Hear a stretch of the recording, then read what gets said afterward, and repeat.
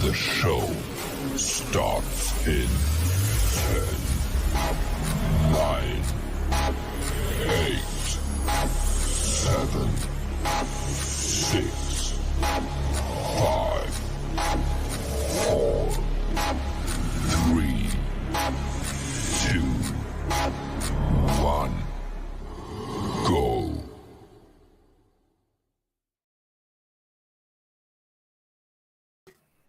Hello. Good evening, everybody. Hello. Hope you've had an interesting couple of days since we've last seen you on Thursday. We have Lana in, and we've got Anthony in. Good evening to you both. Our first guest for tonight's show is in the background. He's having a drink by the looks of it. It looks like he's even had time to brush his hair and have a haircut this week. So, look at him. Took years off him. Let's bring him in. Good evening, Ryan. Good evening. Hello. Hello. How are you, sir? You okay? Yeah, I'm doing fine, yeah. And I'm on my laptop this time, so I hope there's not going to be any interference with the mic and that. So How you been, mate? Yeah, I'm doing all right. I finally, as I said, I finally got my hair cut after a couple of weeks of filming, making a movie I've been making for a college project. But glad that's all done. Finally, I can have my hair where I want it to be. So that's what I'm happy with. Cool. Good evening, Cherry and Joanne. Hope you two were well. Joanne. Yeah, Joanne's still in Movie Chat's prison. As you know, Ryan, when we do our live stream, we ask for a homework movie. Joanne recommended Panic at Rock Island, and it was awful. So she's now in Movie Chat's jail. So yeah, that's where she's going to live until the foreseeable, until she redeems herself. You took a break from live streaming, mate. Was that just because you were busy with your college work? Was it? Yeah, that was also something. Plus, like, I was doing it like every single week, like from started doing the streams. I think it was in August. I think. And I've been doing them ever since. And I was like, you know what? But like for my channel, I might as well like have a break for at least 3 months. So that's what I'm going to be doing and working on more videos. I even got videos that I haven't even edited yet. I got a Terminator video that's like 1 hour long, which still needs to be edited. I've got a finale episode which I've already filmed, which was filmed months ago. of the Exorcist, and that's 1 hour and 55 minutes. Wow! But the thing is, right? I still got my Psycho 2 review to record. I haven't even watched the film yet, and Phantasm 2 to finish off the series because the series ending. So I gotta get it done this next couple of weeks. And plus, I'm off from college now till September. Oh, you got plenty of time then, mate. Plenty of time. Yeah, I know. Not a lot of plenty of stuff to catch up on. I wasn't laughing at you, Ryan. It's because little Steve's playing with his new strap on. Yeah, I can see him moving it around on his desk there. His new little strap on. Yeah, I've had it delivered all the way from China, so it took forever. So that I wanted to do some videos with my GoPro that I bought, and it's about 3 times the size of the camera. So what the hell? That's a weird size for a GoPro, isn't it? Let's put them on big screen so Steve can show off his new toy. My new toy, and then I got the clip for the thingy as well. Hey, Chris.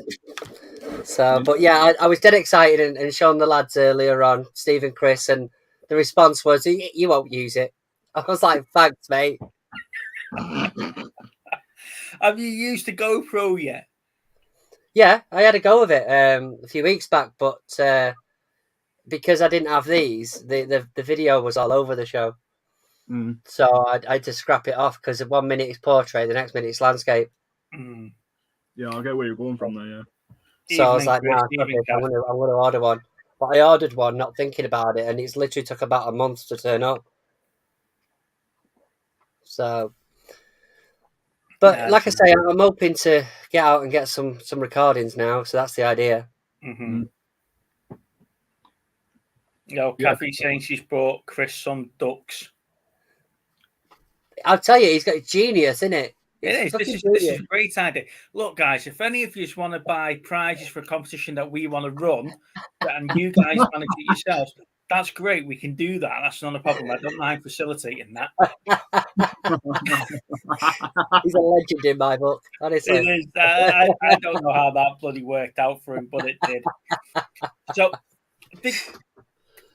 following you on your Facebook journey, then, Ryan, we noticed that you've been buying DVDs by the truckload here. Oh no, like basically the truck. Like 41 day and 60 the next. So, where are you finding the time to watch all of these, or are these now just plastered all over your wall and in your wardrobe and everywhere else, just while you've got time? Well, they're all in there. I bought them because I've got plenty to watch. I'm not going to run out during the summer, even though. Oh, is that what you worried about? Was it? When I run out, I was like, oh no, I better get all these films like just in case. And just like, plus I got plenty to review from.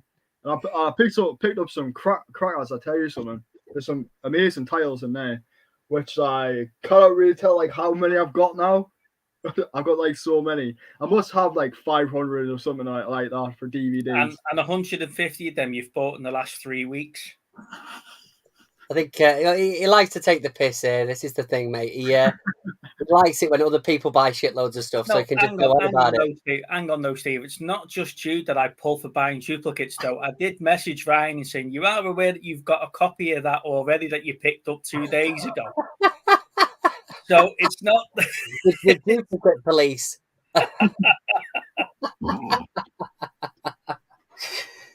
Yeah, I had when I popped at car boot this morning, I picked up Tangled on for the Disney collection, right? But like 3D version. Anyway, when I got it home, obviously I realised I had Tangled already, but it was all in the normal one, so that went straight to CEX. Wow, just in case Steve pulled me up on it. Just while you're on that theme, I was in our favourite charity shop, Steve. Yeah. Picking up Blu-ray, so I picked up a copy of Romeo and Juliet. All right, yeah. I need to fix that. I just imagine that's what it is, because the lights are showing it. Yeah, Romeo and Juliet, but it still had the security thing in the middle. I was in the charity shop and I said to her, have you got like a pair of pliers or a screwdriver or something? So I had to go at trying to remove it, and I've snapped the top bit off. But if you look in here, it stops you from clicking the disc out.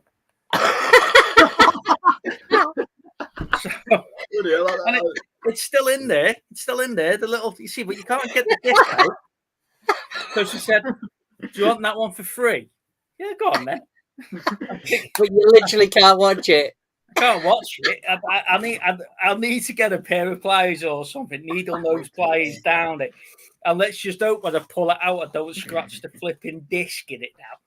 But Lana had hold of the disc, and I had hold of the screwdriver, and I was trying to pull it out. And as I was bending the disc out, I nearly snapped the disc in the bloody shop. The woman behind it, you know what the woman's like behind the counter. She's unaware of what's actually going on.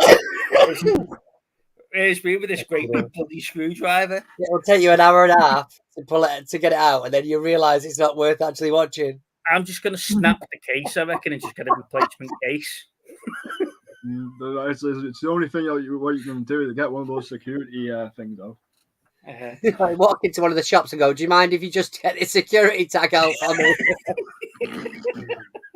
I haven't just nicked it, honestly. No, that's it. I don't know how. I don't know how the person that is looking after the donations didn't understand that was still in there. You know, and it's just like, what's this?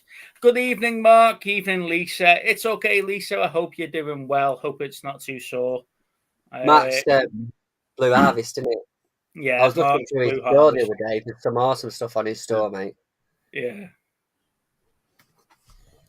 Well, I'm not looking because it was payday on Friday, and you know what I'm like. Yeah.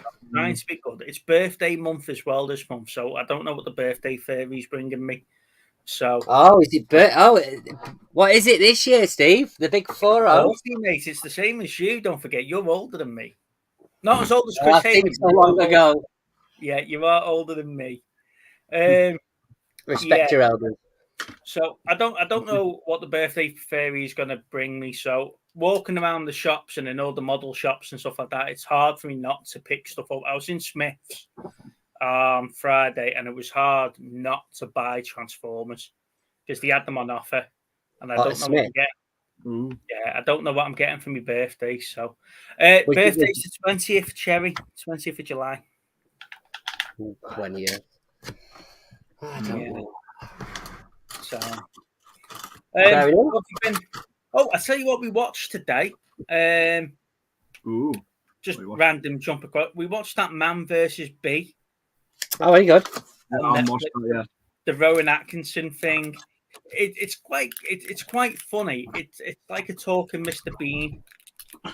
That's the way to explain it. He's just Mr. Bean, but he talks. It's only in small, like, little episodes as well. It's only like 10 to 12-minute episodes. So it's just so it's just enough comedy to get you through it, and then the credits start. But then the credits start again. It's on Netflix. It just auto runs. Yeah, I watched that Ambulance last night. Did you? Is that any good? Yeah, it's it's Michael Bay, so it's action all the way in it. But like literally from the first act all the way to the end, it's just constant.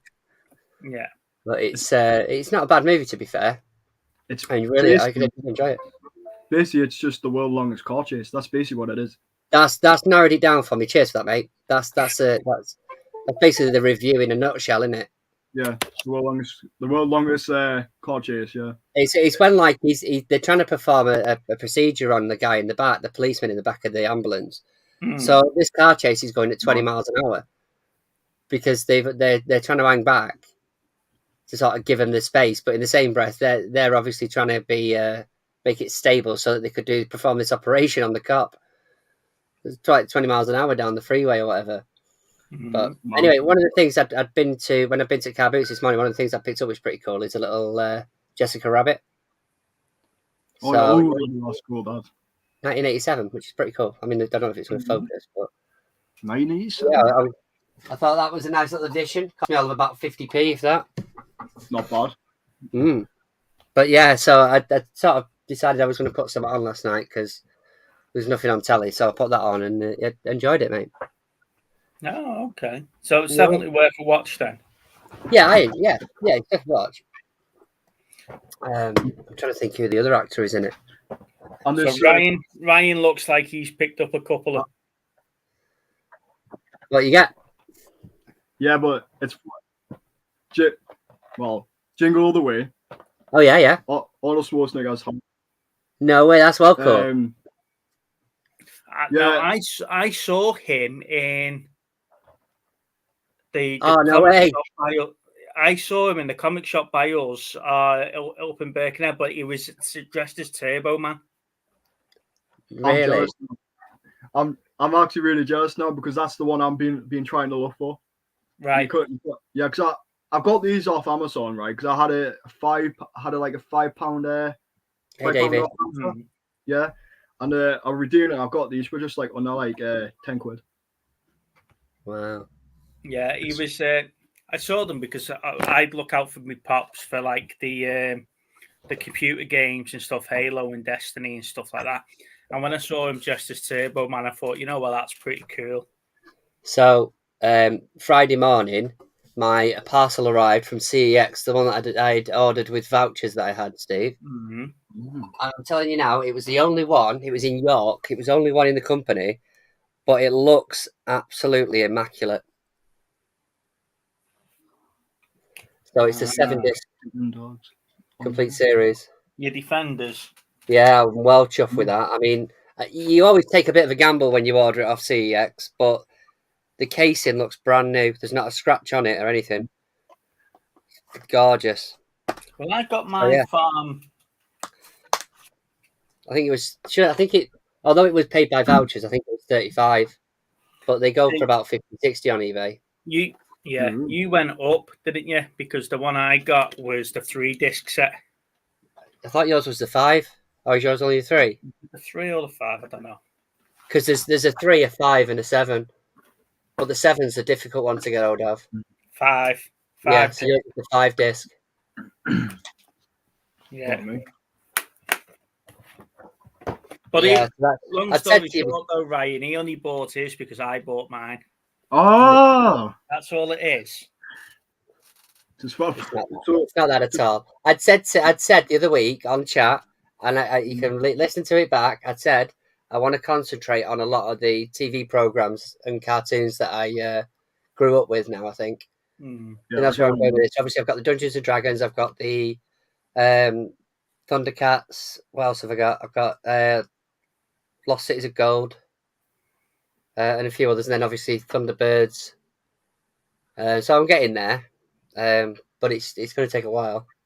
Did you see Lisa picked up a copy of the Dungeons and Dragons complete box set the other day? Did she? Yeah, she got it on Facebook Marketplace, but it sounds like he had a bit of a to do with the transaction or something. Whoever the bloke was leaving stuff out and things weren't in cases, and wow, it's the only thing that's putting me off actually dealing with Facebook. It happens though, mate. It does. I mean, I had it. I remember turning up once to an house that had some media for sale, and there was a couple of things in there. It was like a Grand Theft Auto that was worth about 30 quid, and he wanted a tenner for the box. And when I got there, he was like, "Oh no, the Grand Theft Auto's already gone." I was like, "Really? You've sold it as a box, but all of a sudden someone's cherry picked it." So I think I ended up giving like a £5 for it in the end. But I was proper annoyed because obviously the picture was not. It wasn't representative of the picture. So, what films have you been watching recently, then, Ryan? Oh, well, yesterday I went to see Elvis on the big screen. Absolutely amazing. I really enjoyed it. And it's just for some reason I think I've seen. It's directed by Baz Luhrmann, who directed Australia, Moulin Rouge, Strictly Ballroom. So yeah, I watched that. It's like I think I've seen Great. I think I've seen The Great Gatsby as well, which I'm saying, and I think I enjoyed that as well. But I think when I watched that, I must have been like 14 or something because I vaguely remember it. And I tell you something, the whole story on about Elvis, like amazing, absolutely amazing. Like way he first started out and what happened like near the end. It's mental. On Friday, I watched Basic Instinct for the first time. All right. Absolutely, really enjoyed that as well. I've done a review for it, about 19 minutes long, so that needs editing. Probably. Yeah, we'll see that in 6 months. Just as he goes back to college. Yeah, so I've got a question for you, because obviously I saw your post the other day. Have you decided what you're doing with the name of the channel? Like what I've been thinking about doing is I'm going to keep this channel as Let's Get Kicking Movies, so I can keep this one going, and I'm thinking about starting another channel for my horror content. So that means like why like see at the minute I was questioning like should I start doing more horror content on the channel, like should I change my name as being horror and stuff like that. But I started to realize, right, like people now know me as Let's Get Kicking Movies now, and like in my opinion there's no point changing it. So what I'm gonna do is probably create a new channel. I've got my logo already. But see, the thing is for me is that if I'm watching your channel, if there's something on there I don't want to watch, I just don't watch it. Yeah, it doesn't make a difference. But I was just thinking about it because obviously, like you said, then you've done a review on Basic Instinct. You can't chuck that on a horror channel. Yeah, I know. That's you know why what I mean? But in the same breath, if you put that out, I might watch that. But then if you put one out about something I'm not interested in, I just won't watch it. I don't see the point in having. I know there's algorithms and stuff, but I really don't see the point in trying to juggle 2 channels. I think it's different when you're talking about the algorithms because it's still movie related, isn't it? It's not like exactly. It's not like you're doing movie content one day and I don't know car reviews the next, is it, or something like that? It's still movie related. It's the algorithm's not going to change too much. like I say though, people are gonna start knowing you as Let's Get Kicking, and and we have it on some of the live streams that we watch and stuff like that, where people are constantly changing the name. You don't know who's commenting and or whatever, and you're known as Bob one day, and then you're Dylan the next. It's just like how's that working out? And stuff.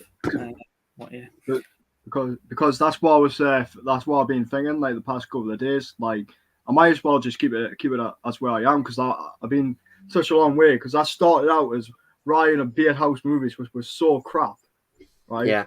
I ended up changing to Ryan of Let's Get Kicking Movies. Now I'm called.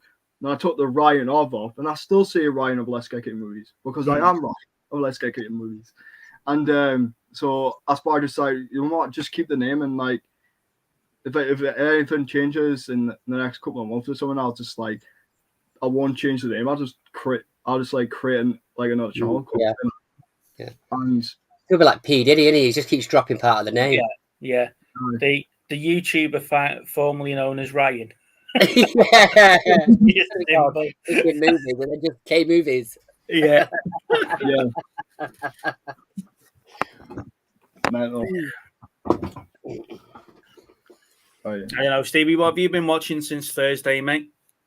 Not a lot really, because I've been working, so we get home at night, and obviously Lee wants to put on bloody Love Island, so we sit through that for an hour, and I'm lucky if I get some. I tell you a lie. I've been watching a couple of those Netflix things. So I watched that. Umbrella Academy. No. So I finished off. No, not yet. Although that's probably tonight. I finished off the Keep Sweet one. Which is bizarre, and then I'm sort of halfway through the internet one. I forget what the name of it now is. Cherry knows what it is, but it's the internet documentary one. But that's pretty much it really, and then it's obviously bedtime and back up for about 6 o'clock in the morning. Yeah. So, but obviously now I'm off for my 4 days. I was gonna try and get some watch today, but with little man around, it was difficult. So I'll watch it tomorrow. No, well, I finished watching the Umbrella Academy. Can we talk about that yet? No. I've seen all of it. That's what I've been watching the past couple of days. Is it? The ending was meh. To be fair, if you guys want to talk about it, I'm fine with that. It saves me watching it, but obviously the boys and Obi-Wan I need to watch this week. That's what I'm watching. I haven't watched this week's Boys yet. No, I started watching it and then I had to go out, so it's like, right, okay, I'll just start it again. The one thing I tell you something, it's diabolical. It's getting good now. Soldier Boy's on Butcher's side. Yeah. Oh no, it's just bloody mental. I look forward to seeing what the last 2 episodes is going to bring with. The thing is, right, has been announced for season 4, so it's good. I'm hoping it's not going to turn out to be it's going to be 10 seasons like you kind of last. No. It's season 4. I think is the last one, isn't it? I think that's what we were saying, wasn't it? It was one more because they were all celebrating 4, and then I'm sure they said it was going to come to a close. I think was like a limit for the boys, right? What I've been thinking is, I think 5 seasons is enough. I think that should be the mark, like how to end the TV show, because like I think having too many seasons go like you see the Flash now, that's going on to its like 9th season in September. The CW network need to confirm what they're doing with the Arrowverse, because they were bringing it all to a close. And then they've had another season of The Flash, another season of Black Lightning, and then because they squeezed another season out of DC Legends of Tomorrow, didn't they? Yeah. And then we're going to cancel it, and we're not cancelling it, or the whole thing's coming. They need to make the mind up what they're doing with it, because it's all the swapping and changing. You can see it's starting to affect the series now, because they're building up to an end of it, and then they go, we've got another season now, and you're like, we'll slow it right back down again. Yeah, I know where you're going on that point. I gave up the CW years ago. It's rubbish. That's basically it. It's just utter rubbish now. So the only good thing that's supporting the network now is Superman and Lois. Yeah. And that's like, in my opinion, on Superman and Lois, it's not. It's separated on what you see in the actual Arrowverse. And I've seen the first 5 episodes, and I can tell you it's different. Well, they're making a series. Okay, this is going to sound daft because this is how the Flash happened in whatever. They're making a series on somebody that was a bit part character in only one series of Supergirl in Superman. And everyone loved him, so they just threw him into his own series and went, off you go. And that's what I know. That's what they did with the Flash. Yeah. You know, the Flash was in a couple of episodes of Arrow early doors, and then he got a series. Same with the Legends. You know, they were all just bit part characters in and out of like Arrow, and then they ended up being on a ship. But like I say, CW need to figure out what they're doing with it. Same with Titans and all. Well, that went so downhill after. Like, what the hell they done to Red Hood? Phew. Yeah. Oh yeah. It's like he's on drugs. That's basically what it is. Which he wasn't. That's the thing though. He wasn't. Red Hood wasn't. He was just pissed off. You know, and Mark's in the chat there, and if AJ's watching, they might correct me because I know that they're into the comics and stuff. But you know, I like Red Hood just because the fact that Jason was pissed off at Bruce, and that's all it was.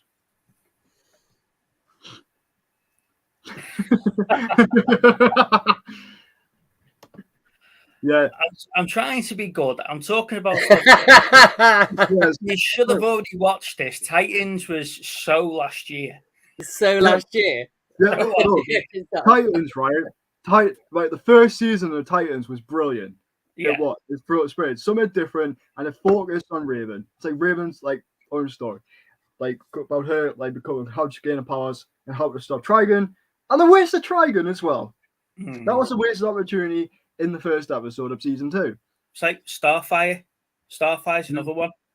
They sort of loosely played with the idea that she's an alien, and then in the latest series, yeah, she's an alien, but then they just made it all so comical with like a sister and stuff, and you just ruined it. You just ruined what Starfire was.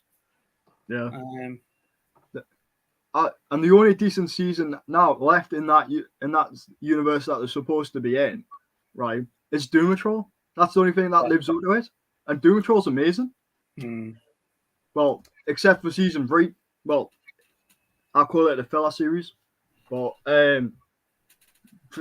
basically, that's the only living DC show in that universe now. Yeah. And then you had the success of Peacemaker.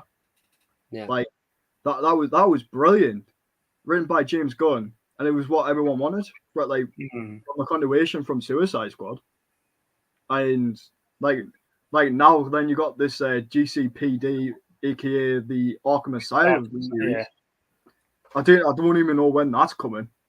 It's probably be a long wait till we'll get that.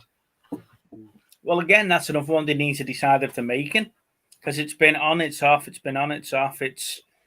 They've told us different stories while it's about.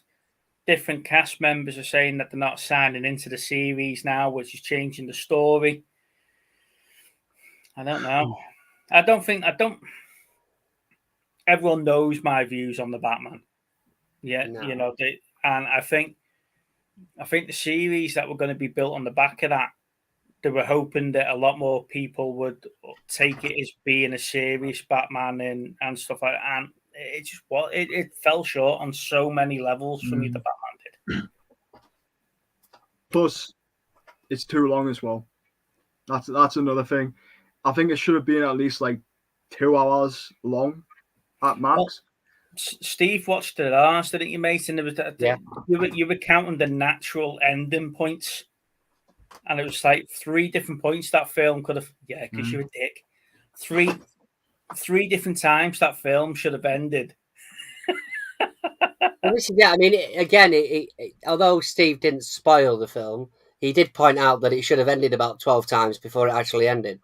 So I was actually looking for these things before I actually saw it. But I get what yeah, you mean. he did it. He just seemed to be like, "Oh, this is the end." No, no, no, it's not. No, it's not yet. No, no, not yet. And it just got to a point where it was like you just didn't know when it was going to bloody end. To me, that whole sports arena scene could have been that whole half an hour in the sports arena shouldn't have been there for me. No. But then we whinge because then there's a director's cut with it added on the end, and you've got to buy that to get them extra bits on it. So you can't have it both ways. If that's like the full amount, then I'll be happy with that because at least everything's. Speaking of director's cuts, Peter Eblin. I don't know if you see him in the chat, Ryan, every now and then. One of the friends of the channel, Peter, he watched the director's cut of Star Trek: The Motion Picture in 4K this week, and he says it's absolutely amazing. What they've done with it is just spot on. They've give it the whole Star Wars treatment. Do you know where they've when they used the CGI, they've added bits in, they've enhanced some of the explosions and stuff. He says it's well worth a watch. So I'm going to go and buy a 4K TV just so I can watch Star Trek. We've been ignoring the chat somewhat. So Jilly's just put, are they remaking Aquaman 2? Well, as far as I'm aware, not really. And they might be reshooting because I've heard the rumours that she's not in it anymore. Well, she won't be in it now. Like after Johnny won the case. Yeah. So the question is whether or not they. I don't know. I don't think she might. I don't think she would have been in it anyway after Jason Momoa, because he came out and practically slated her, didn't she, mid-case, that he doesn't like working with her. He couldn't understand why she got the role, etc., etc. Who's the one? Who's the one from Game of Thrones in Terminator Dark Fate? What's her name? Emilia Clarke. Sorry? Is it Emilia Clarke, is it? Emilia Clarke, yeah. Sorry. Her name escaped me for a second there. The rumours are she was meant to be doing some of the reshoot up closest, wasn't he? So they were going to use some of the clips of her swimming, of Amber swimming, etc., with the far away. But any of the up close stuff is going to be Emilia Clarke. Apart from the body shape and stuff like that being completely different, I don't know how that's going to work. Because it's not like they're even the same heights. No. But it'd be. I'm pretty confident that she's not going to be in it. Because the other thing as well is that if they take the chance and leave her in it, and the movie bombs because of it, it's a big budget movie, isn't it? They're gonna lose so much money on it. But ultimately, don't forget this whole case was a he said she said thing, wasn't it? It wasn't really you've done this to me and you've done that to me. It was you've wrote this article and you've screwed me over. Yeah. And then that's what the case was over, wasn't it? It was a he said she said thing. So between the two of them, I don't think any of the parties come off worse than what they went in on. Yeah, maybe. Right, so it is on the. Is that what I need? Yeah, is there five Pirates of the Caribbean currently? Yes. 5, yeah. Yeah, at the moment. They cancelled 6, didn't they, when she went and got the restraining order? Yeah, it's all right. I'm just checking because I've got a rental copy of Stranger Tides, and it's in the box set. So, but that's the only one that's single, the Salvador's Revenge. That's all right. I was just looking at it then, thinking, have I got duplicates? But yeah, sorry, go on. Yeah, it was it's Emilia Clarke, but I think what's happening now, because I think Emilia Clarke's going into the MCU, isn't she? It doesn't matter if you're in the MCU or not, though, does it? Yeah, they cross over all the time. It's not like the old days, was it? Where if you were in one, you're not in the other. if you work for BBC, you couldn't be on ITV. It's not like that No, these days. No. I think there's a few that have done that now, isn't there? There's a few that have been in both MCU and DCU. Just chatting something.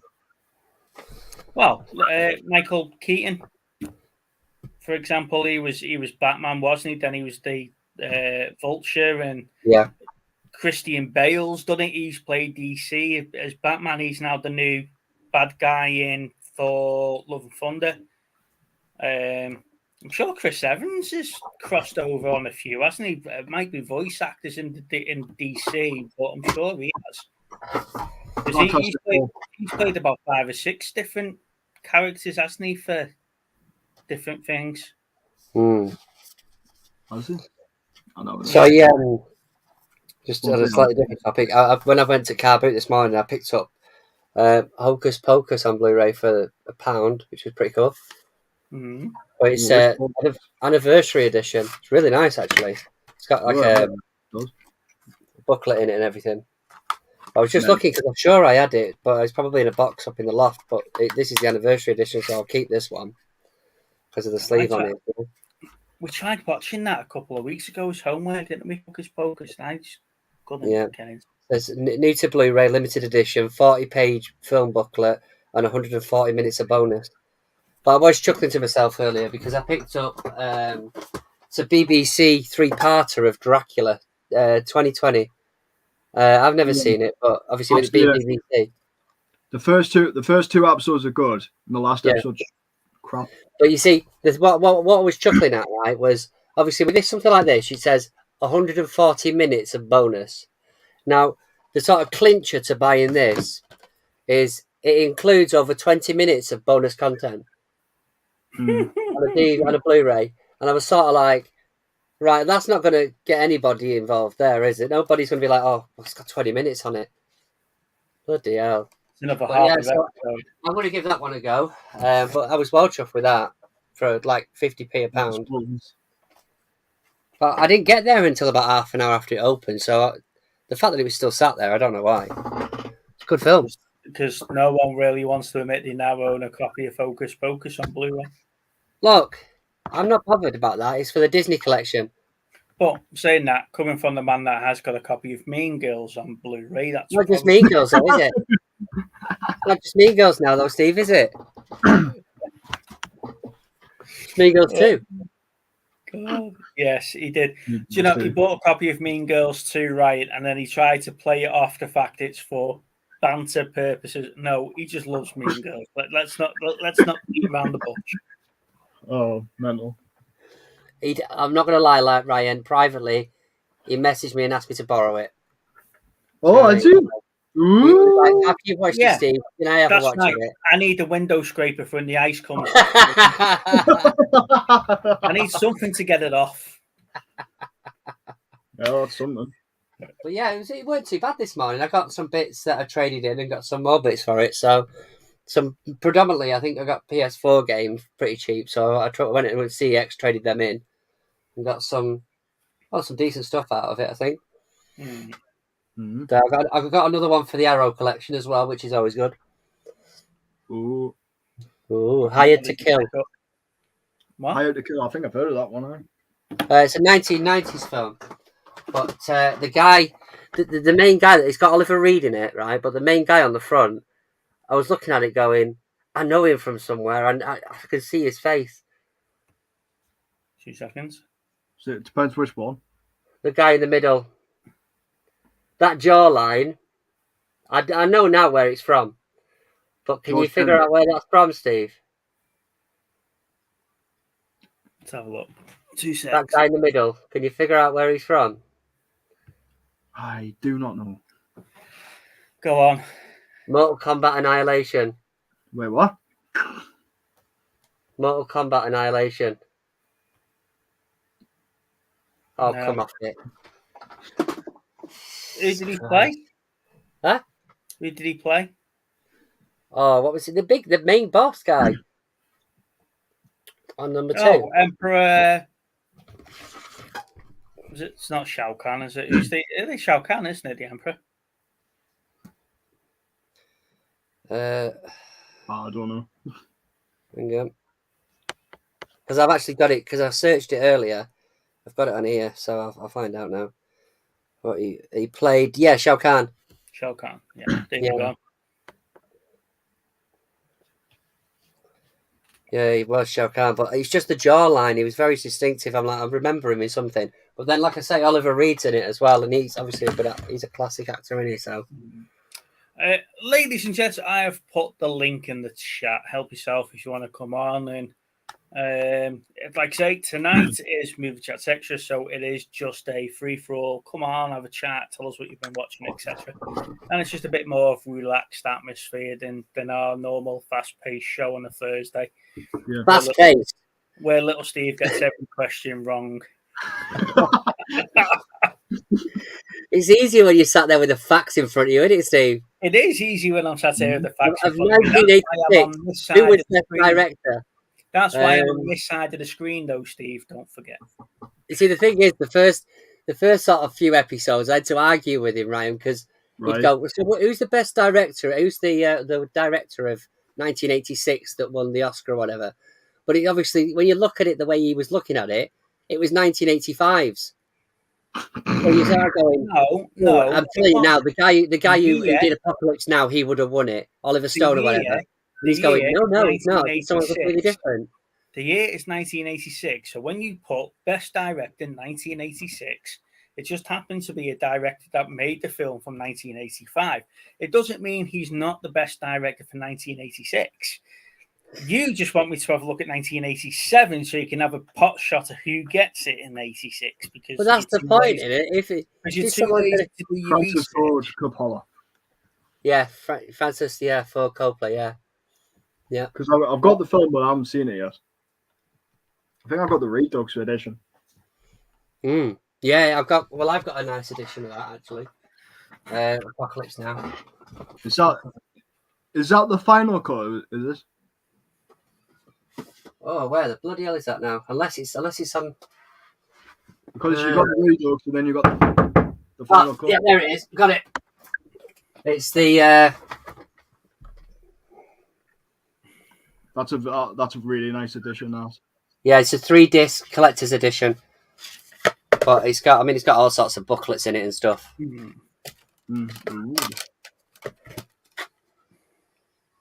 Yeah, it's got some nice artwork, and I say I've had a few different versions of it, to be fair. But there's like a full disclosure collector's edition booklet. There's cards, postcards. I don't know why postcards, because nobody actually sends them anywhere. No, because you can put them in frames, can't you? Right. Oh. Just out of curiosity, then, gents, it's been a month since we've done our first Movie Chats Extra. What's your best pickup of the month, then? I was thinking the same thing, to be fair. My Arrow collection has expanded again. Oh, what's he picked up here? Oh, Elm Street. Yeah, this is the entertainment video edition. Found it in a charity shop. CX normally sells this for £10. Got for £2. Wow. Yeah. I think I've got the Blu-rays of them. Yeah, but it's a nice set that. I've got the first one on Blu-ray, and I was like, I want to get the rest of them, but the thing is, right? I know you can get the Blu-ray edition, even though, I just can't be bothered to pay £16 for the whole set. Oh no. Yeah, I understand. Yeah, so I found this in the charity shop. I've got it for £2. I've got all the films now, and I've got. I think. Oh yeah, at the start of this month, I did get Friday the 13th Part 2 and Part 4 on Blu-ray, like separately. They're American releases, and I thought they won't work on my Blu-ray player, and for some reason they just work just like that. So there must be those ones that are actually unlocked, and you can play. So which I'm really happy with. So there you go. We were talking before about Emilia Clarke being in the MCU, and Mark's put up here he's watched a film of Secret Invasion with Samuel L. Jackson. So I think probably for me it's going to be the fact that obviously I've picked up a few more steelbooks this month, so I'm going to say there's a couple of them. So obviously the Jumanji one, which is lovely, really nice box Yeah, set. That yeah. obviously I put them in the special cases. The artwork on the 4K of Full Metal Jacket, Yeah. Full Metal Jacket's really nice. And then obviously the classic on 4K of Goonies. So that's another steelbook inside there, but it's got the key as well, which is cool. I think they're probably my favourite ones for this month.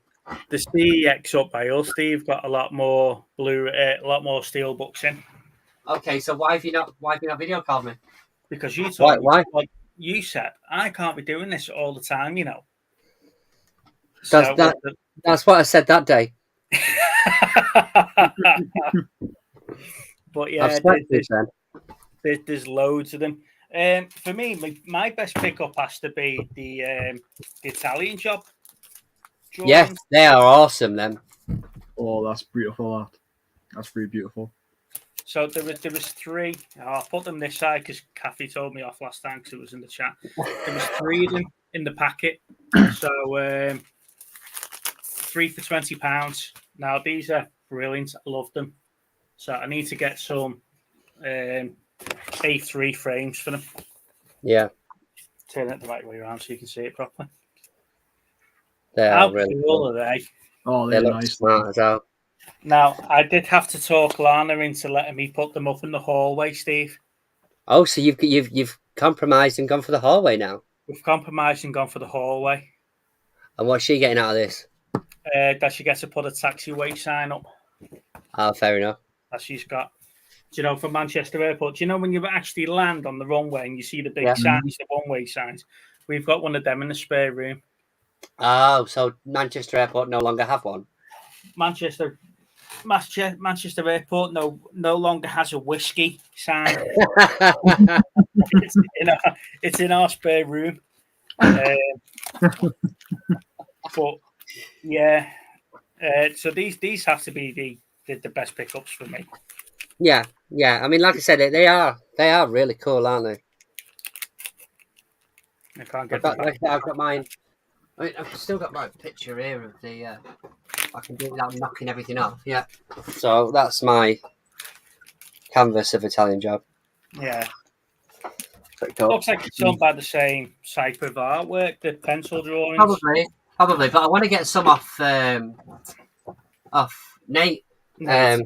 Yeah, because some of his artwork's really cool. Yeah, it's just a shame that Nate couldn't have come on tonight. Yeah, I know. I was going to argue for a discount. No, but yeah, he's some of the stuff he's chucking out at the minute is really good designs. But he'll do any of the designs you want, really, I think. Yeah. Oh, nice. There was a couple there that I've got my eye on. He was showing a really nice RoboCop one the other day. Yeah. I thought that'll be nice. But like I say, Steve, you know me, I've got. You know what? I'll fix that later. I'm going to see what time I'm trying to do that. Yeah, you know me, I've just got no spaces there for other stuff. Well, saying that, I've actually put the Lana Taurus up on the wall over there, Steve. You see? Yeah. She's gone up there, so I've took her off the big board and put her in her own little frame. That's cool. Have you managed to list them Transformer things yet? No, I haven't looked at them yet. So, if anyone wants, how big are they, Steve? About 8 foot, 9 foot? Easily. 9 foot movie. Do you know the movie banners, Ryan, that you see when they're advertising in the cinemas and they put them up on like railings and stuff? Yeah, I know what you mean. Yeah, I've got 2 Transformers ones there. So if anybody owns a cinema and has a bit of wall space. Let's put it this way, they'll look great in someone's back garden covering the back fences. Yeah, if you got any damage to your fencing, it's cheaper to replace with that. Drag it out. You know. Fucking hell. Yeah, no, this is it. But yeah, they are cool. To be fair, they are really cool. But like, it's just a shame because they're sat in a thing role at the minute, aren't they? Yeah. I just haven't got the space for them. No. And she won't let me cover the garden fences with them. Mm. Saying that, she's going away. She's going on holiday in October, so they might be out by the time she gets back. Oh, okay. Yeah. So where's she going? She's going to Spain with a cousin. And you weren't invited, mate? Sorry? And you weren't invited? No. Would you invite me on holiday? I would every time, mate. I'd be like, come on. Let's go together. Anyway, so the first day of her holiday is the day I've booked myself in for me tattoo. Oh, okay. So, yeah, that's how that worked out conveniently. Well, so when did you say that was? August? October. October, sorry. Yeah. It's still a bit of way away, isn't it? 12th of October. So fair enough. I don't know. I don't know if I'm going to have this one finished, my Alien and Predator, or I'm going to start that side. I don't know yet. Well, you might as well get the Alien and Predator finished because you've been having that done for about 12 years now. Mm. So there can't be much left of this skin to do. No, what's he doing? He's putting some more detail in and he's colouring in stuff. He's got like a little face hugger to go in here. Yeah. And then he's going to put like a green and purple haze around the eggs and stuff. And I don't know why this bloke keeps posting in our chat because there's only 3 people watching and I'm sure they've all got partners. We're down to 2. We officially have 4 people here. Well, there you go. He was the 3rd one then, and I've just barred him. You just got rid of him. You stopped banning him. Oh, bless him. Yeah, it'll soon come round, I suppose. Yeah, definitely. So, is there anything on your watch list then at the minute, Ryan? I do not know at the minute because I've just finished college and I'm watching all the Marvel stuff at the minute. What's been shown, except that Ms. Marvel is one of the weakest TV shows in the whole of MCU history. Well, yeah, it's not got good reviews, has it? Not the reason for it. There's nothing going on. Literally, okay. There's nothing going on. There's no big bad in it. Right, and it's lost the faith from what Ms. Marvel's supposed to be. I don't care about these bangles. I wanted her character to be an inhuman, right? Which is supposed to be, and gets her stretchy powers. That's what she's supposed to do. Do you not think it's one of those that's sort of a slow burner at the start, though? Could be. I just don't know. It's just like to be honest, I had more. I actually prefer watching Moon Knight and then watching that piece of shit. I'll tell you what gets me. I've been watching a lot of other YouTubers recently, and I need to. I say need to.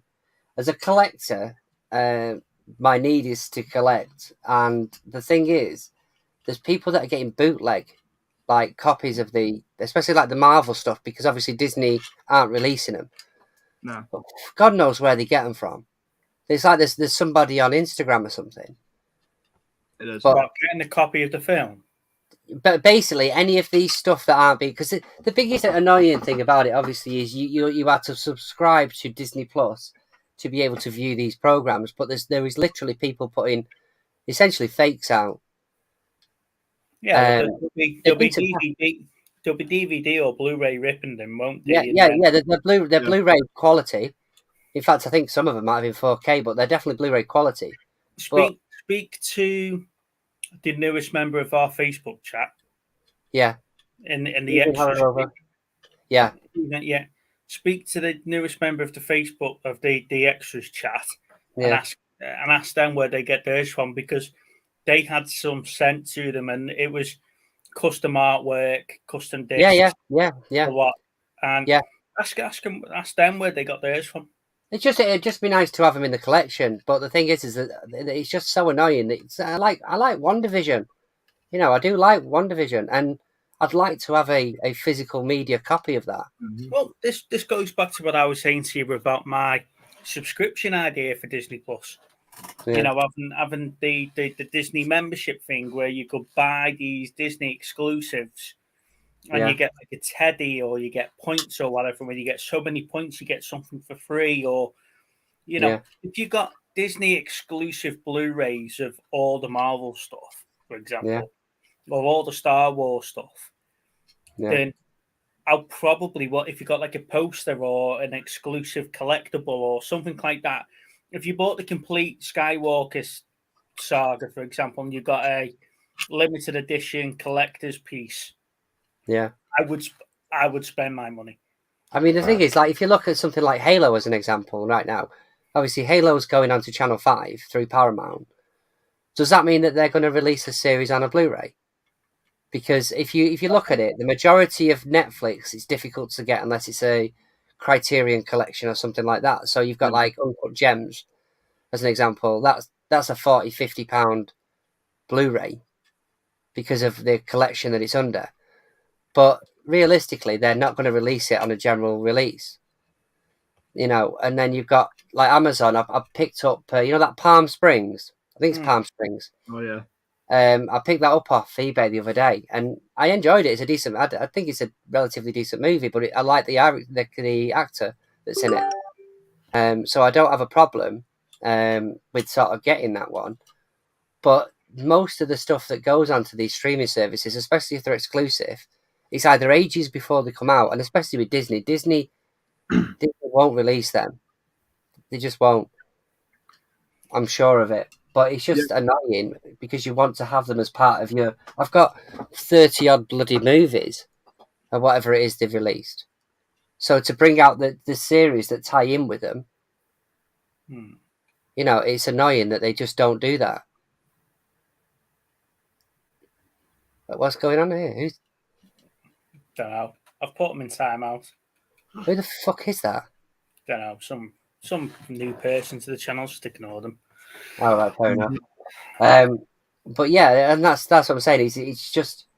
It's frustrating that I can't just buy them. I mean, I was saying it last week, like the Inside Out for BBC, Inside Number 9. Sorry, I've got 4 series. The first 4 series on Blu-ray, and then I've got the other 3 series on DVD because they didn't release them on Blu-ray. It's right. The only reason they're just releasing them on rest on DVD just so they can save money. And that's basically what they're doing.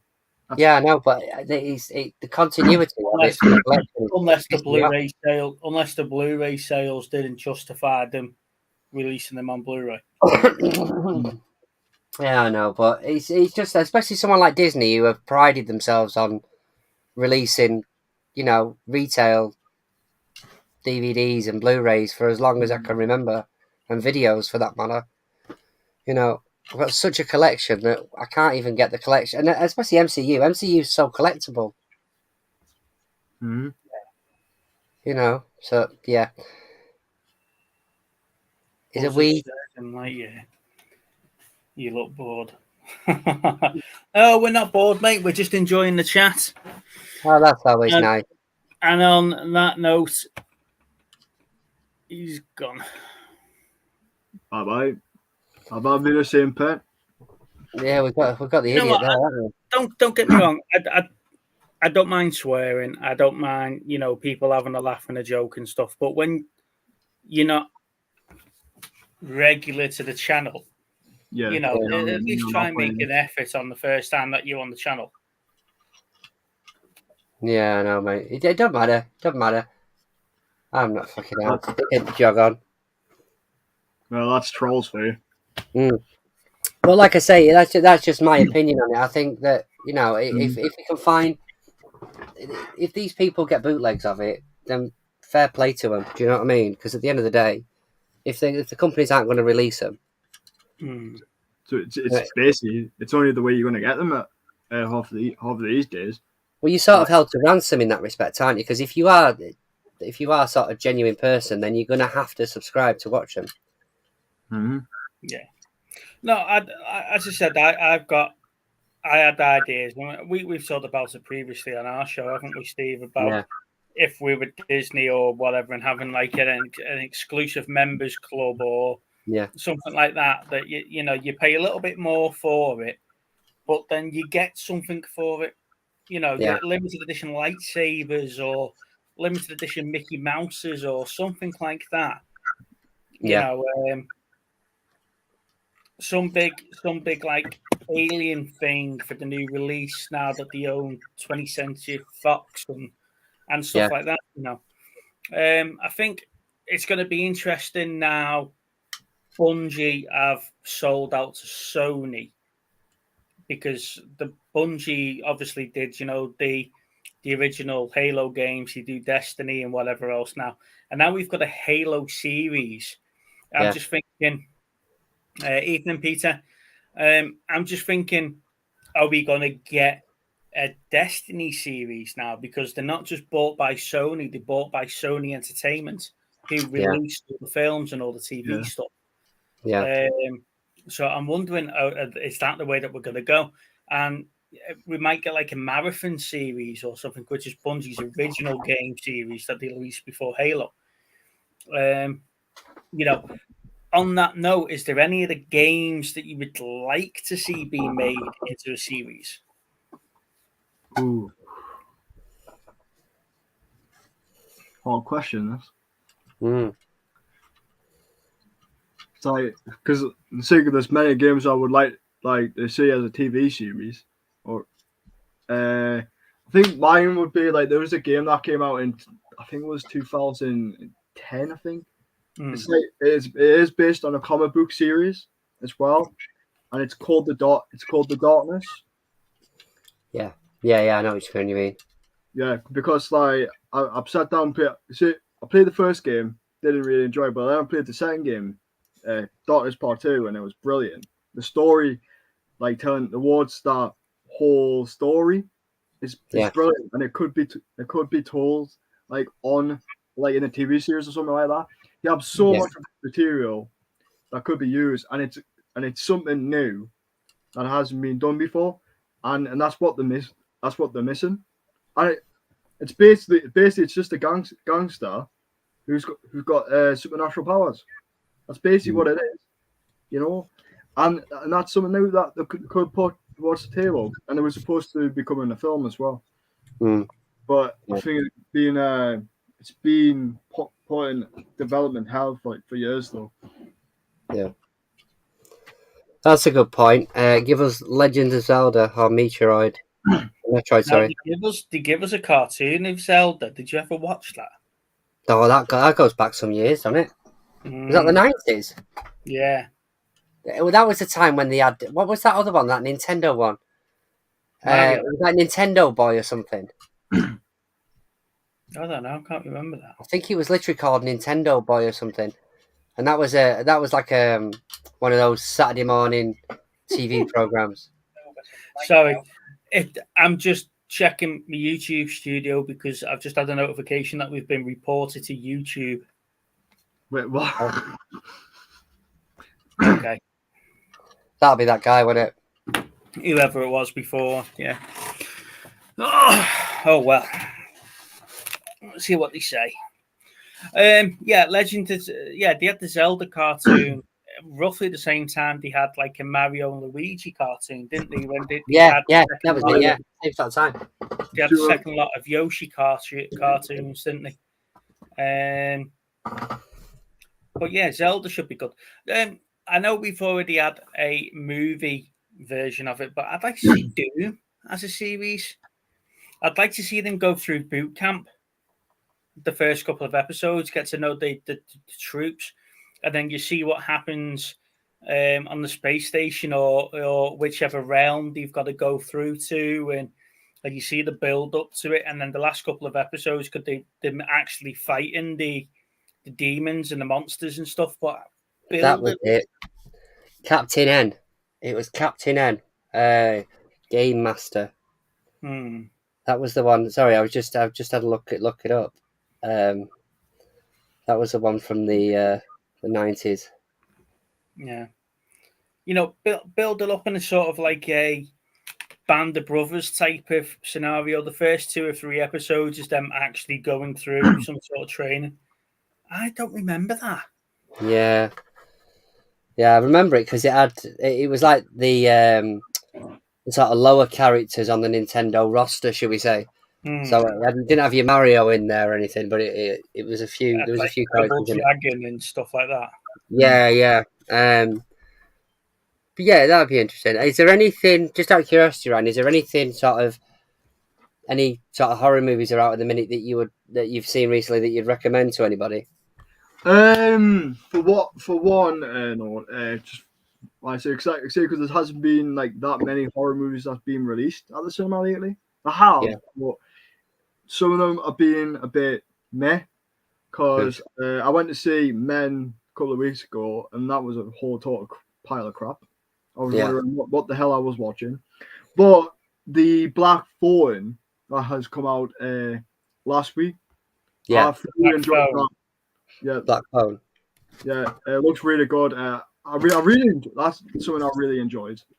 And I know it is a bit mixed within the groups what I've been seeing and stuff like that, and on this on like on Instagram and stuff. But that's a film I also recommend. I did watch a weird Japanese horror musical. A horror musical? Yeah, Japanese as well. Steve likes his musicals. I love my musicals, mate, as much as I like taking your new strap onto the face.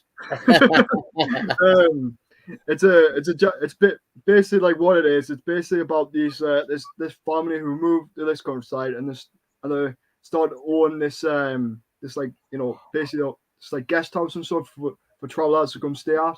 But they soon realise that their guests are suddenly find out they're dropping dead all of a sudden, and it's basically them going around and burying them while trying to get caught. It's like a proper like horror, but the thing is, what they find out, they're actually just dancing like every time when someone dies. It's mental. It is. It's mental. It's on Arrow as well. It's the Happiness of the Katakuris. Oh yes, I think I've seen that on there.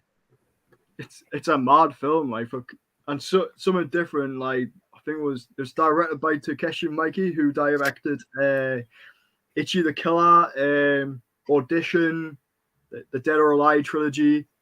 Directed by him. It's a weird film. Like I half the time, and like in some scenes, they end up turning themselves into like clear models. Like the stop animation.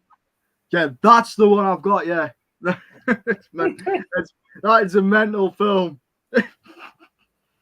But I do recommend it if anyone wants to see something daft. That's basically. You recommend it. You've just been saying how fucking weird it is.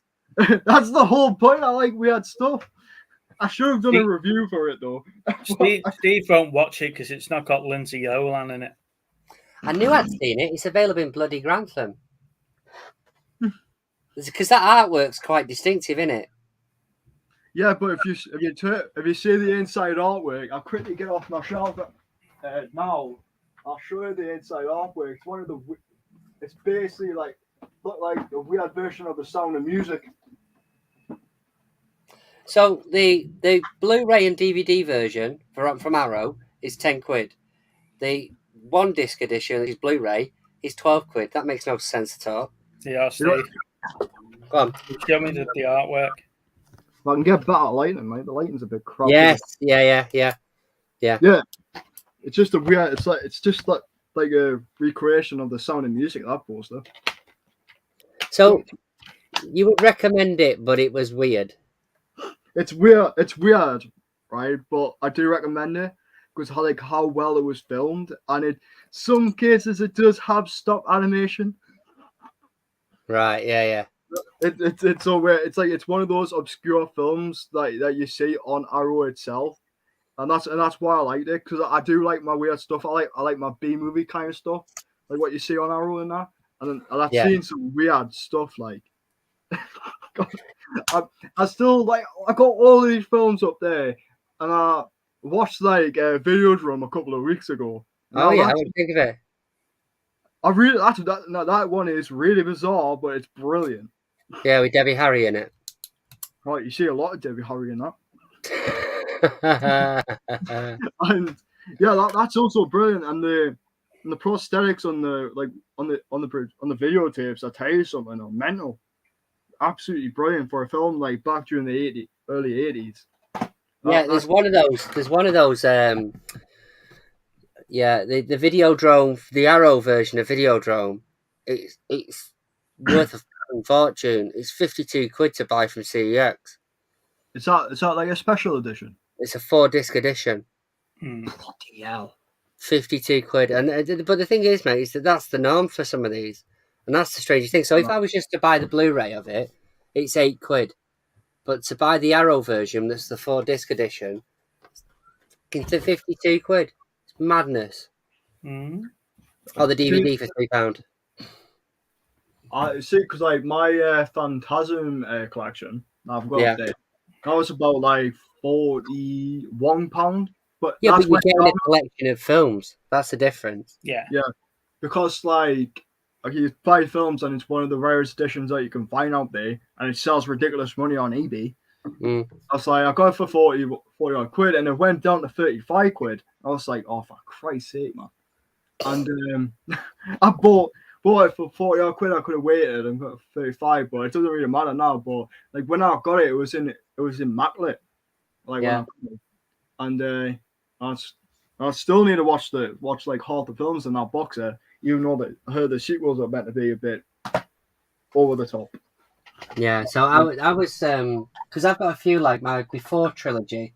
I've got Shampoo, which was about 30 quid for one movie. Irishman and Marriage Story.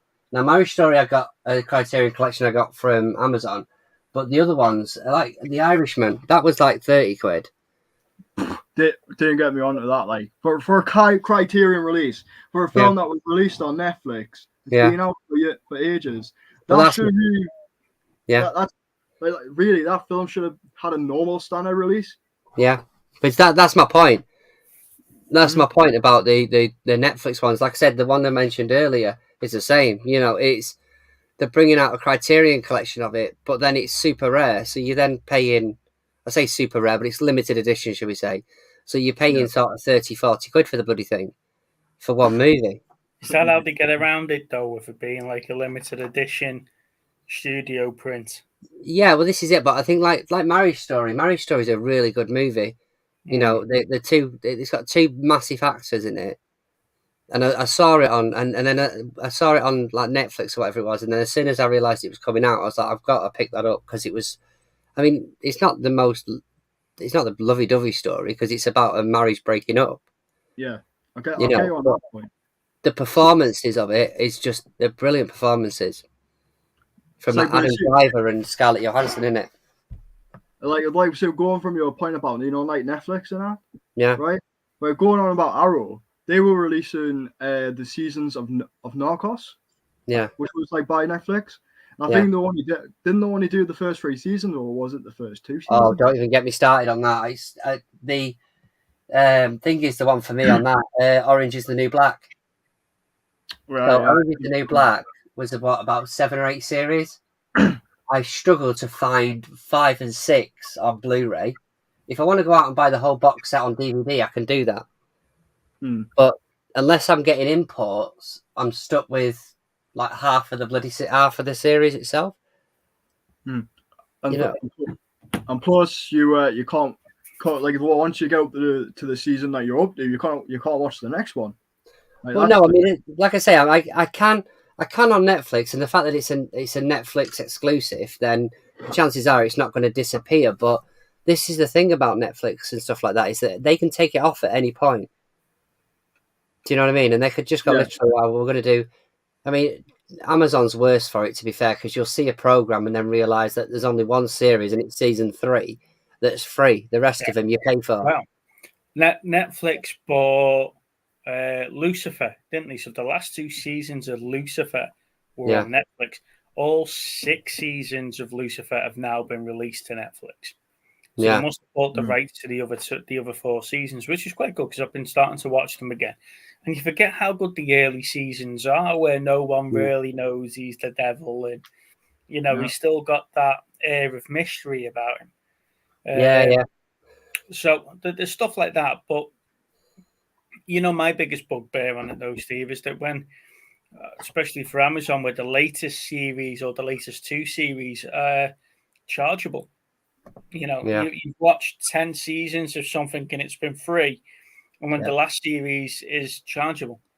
Lethal Weapon's a prime example of that. When was the last Lethal Weapon series? 6 years ago or so? Yeah, I bet it was. Now pay per episode. Yeah. For the last series, and they only make 3 series of it. Yeah. Yeah, This is. Go on, sorry. Because I heard about like Lethal Weapon. I heard that it got what crap after I think the person who played the new Riggs. person who played Muto. Yeah, Riggs. Not Muto. Plays Riggs. He left because of I think it was disagreement on set and creative differences. And then you got Sean William Scott as a new character, and I was like, well, okay, they killed Riggs. Spoiler alert. So,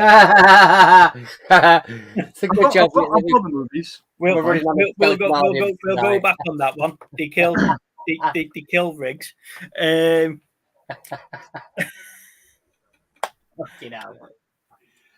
But yeah. I think that spoiler I sent out earlier has just scared everybody off because they've gone, no, we can't do it. We can't take the risk. Steve's going to say something at some point. I don't know. Bless you. But yeah, but this is it. And it's when they come out with Criterion releases, though, and you're like, I like the film, but is it really worth 30, 40 quid? Yeah. Not really. You're buying it for the collection then. You're not buying it because it's the best movie you've ever seen. Otherwise, you'd only have one of those, really. You know, have a collection of Criterion means that you're collecting them as a series. Mm-hmm. Yeah, I agree on that point, right? But they're saying the prices are getting most ridiculous for these boutique labels. It's like, if you see the prices are going up for Arrow, right? It used to be about 15 quid for a new release when it come out, and now they went up to, I think it was like 3 quid. Yeah, it was like now 18 quid to buy a single Arrow, and it's basically, well, you do have like the booklet in it, which makes it more worthwhile. And then they re-release them, and it just leaves you with a disc. But price though. Yeah, that's the thing. But then when they go on offer, all of a sudden the offers are reasonable because you're like, oh, it's I don't know, 2 for 25, or you know. Yeah, so the back to 12 to 15 quid a disc, like they were, but they're on offer. Yeah, it's basically like if you go into an electrical store and it's like there's a special bank holiday offer or something. It's like, well, you wouldn't have paid 700 quid the week before for that. No. So we were in a charity shop yesterday, little one in little son, and I was having a look at the Blu-rays, and I thought I was seeing things because I saw Ender's Game and I saw Ghostbusters 1 and 2 and whatever. Yeah. Okay. And when I turned around, bear in mind, the Ender's Game was just a single disc Blu-ray film, right? Yeah. One evening, Rob, you all right, mate? Hey, Bobby. And then I turned it over, and they wanted $3.99 for the Blu-ray. Right? No. I just thought that's the crap thing about charity. I just thought maybe it's a pricing error, and I went through them all, and they were all $3.99 a Blu-ray, right? Yeah, so I usually don't say anything to the staff in the charity shops, apart from the ones that do good deals and whatever, that I like to have a rummage in the back one day and see what they've got and what they're hiding away from me, etc. Yeah. But yesterday I did. I said, so can I just ask a question? Who do you have to price your Blu-rays? And he said, someone comes in to do it. And I said, you might have a word that they're pricing them more than what they would be new if I was to go and buy them in Asda now. Yeah. And she went, really? And I went, yeah. And I said, point out which ones and we'll do them cheaper. I said, just check them all. They're all £4. Well, I mean, you say that, but the best one for that I found was I think it was Cash Generator or Cash Converter in Nottingham, right? Because I had a couple of, in fact, I've got them right here. So I had some concerts, Queen in concert, not that one, but those two. But what one did you just hide then, Steve? No, that's fucking what they called. Take Kings that. of Leon. No, Kings of Leon. All right, okay. But yeah, so there's actually another one actually as well. There was 3 of them. But the long story on these was the way that they priced them was $14.99 for that one. What was the other one of these? Yeah. Yeah. So that weren't too bad to be fair. That one was £8, and the Freddie Mercury tribute concert was $13.99. So that's what they priced them at. Now I had a word with I think it was the manager in there, because I'd said to him like there was a few that I was looking at, and I'd said to him like these seem expensive. Anyway, they take, from what I can tell, they take their prices from CEX, obviously, but they like to sort of do them at a cheaper price than CEX. Because I said to him, I said, if I order it from CEX, it's probably half the price. So what they said to me was, if I went in there and I found something, because they have loads of them, if I went in there and they were out of debt, if it was like well off, they look on eBay. Sorry, not CEX. They look on eBay to have a word with them, and they'll just knock them down because the prices were that skew-if. Mum, she said that, well, if I was to price them, I'd be pricing them around about $1.99 to $2.79 a film, and I'm like, that's still too much. No, there's the charity shop around the corner that's doing a Blu-rays 3 for £1. yeah. And she went, we're a charity, and you know that we like to make money for charity. And I'm like, but you're only making money if you're selling stuff. If you actually sell them. So you need somebody to be desperately in need of that movie for that fucking price. There's no point in saying we've got £1,000 worth of stock in the charity shop, so there's £1,000 for charity. You've got to sell it. It's supply and demand, though, and that's the thing, is that if I wanted to, I could walk out of that shop and just buy it on eBay for half the price. I'm going to do that. Or if I can order it from CEX, all right, I'll pay like £2 postage or whatever. But it depends. I don't think they seem to realise that people are comfortable shopping on the internet these days. Yeah. So if they've got it priced up at a stupid amount, and I can get it for half the price, then that's what I'll do. Mm-hmm. You know. There's the whirlwind. Yeah, he's got his American dad with him. He likes carrying that around, and Simpsons. No, PC2. It's John. Oh, BBC2. Yeah, so £4 £4 of Blu-ray was just a bit much for me, and I don't like spending money. I'm not really a big. I had a similar situation today. I'll say a similar situation. When I went to Car Boot this morning. You know, now I'm used to going into charity shops that vary from £4 for £1 on the DVDs, which includes Blu-rays in some cases. You know, to or £2 for £1 or something like that. To these people on the stores going, oh yeah, it's £1 a DVD or £1 a CD. You know, if you want a CD, and I'm like, it's ridiculous. You know, they've got so many of these things on the stalls, and it's like, you want to shift them, you're going to have to knock them down. You know? Yeah. There's some charity shops like where I am. They sell them for like £1 a DVD. I was like, that's ridiculous, man. You're not going to get rid. You're not going to get rid of them if you're not. If you sell them at £1. It's like some sell them for like 50p, and that's just like, yeah, that's still a lot. That's still a lot. We went to. I've just seen Anthony's post there. I'll come to that in a second. We went to a charity shop a couple of weeks ago, and it was 10 for £1. Yeah, because they've got so many, they're just clearing them out. And I was like, "Wow, 10 for £1. Could I find 10?" But we were in a cash converters in Warrington, and they had a basket, and it was 10 media for £1. So whatever media was in that basket, you just help yourself to 10 of them. Yeah. But again, the problem with that is that, can I find 10 that I want, or am I just buying some for the filler to get the deal for the ones that I do want? Well, this is it.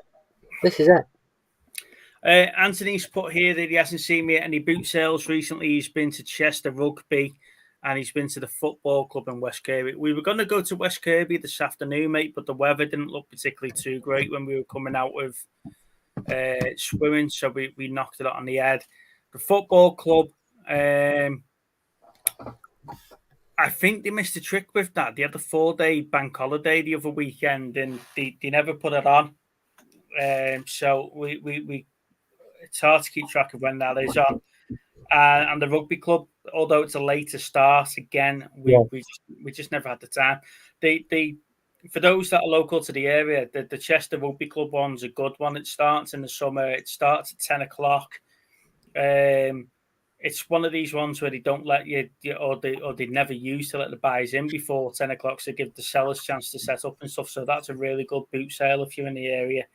And West Kirby is the same. It starts at 1 o'clock in the afternoon. The sellers have got a good hour to set up before the buyers are even allowed to let in. So the best way to do West Kirby is to sell, get all the deals as you're setting up, as you walk around setting up, and then enjoy selling your crap. That's the way I do West Kirby. But yeah, we haven't been to any for a while, Anthony. To be honest with you, mate, we need to get back into it.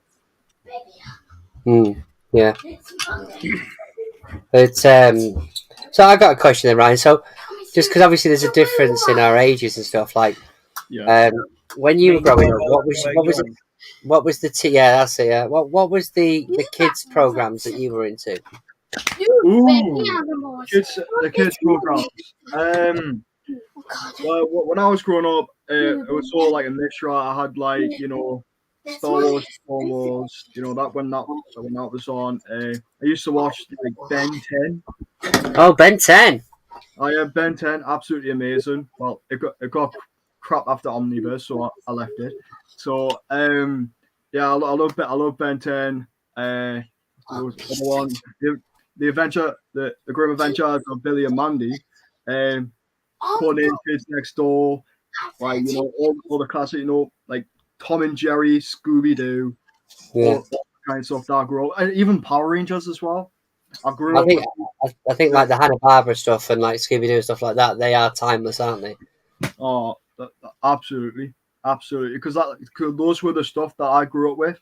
And I'm glad I grew up with. Like I grew up with Mighty Morphin. Like when it was still, we're showing them on repeats. I grew up with Mighty Morphin, like and other ones like during the years. Cause I used to watch them online and watch them like on Boomerang, Nickelodeon, Jetix when that was still a channel. Fox Kids, because Fox Kids then it was Jetix. That was like the TV shows that I grew up like when I was growing up. Even Pokemon, I was watching Pokemon when I was growing up as well. That was one fit. Another one.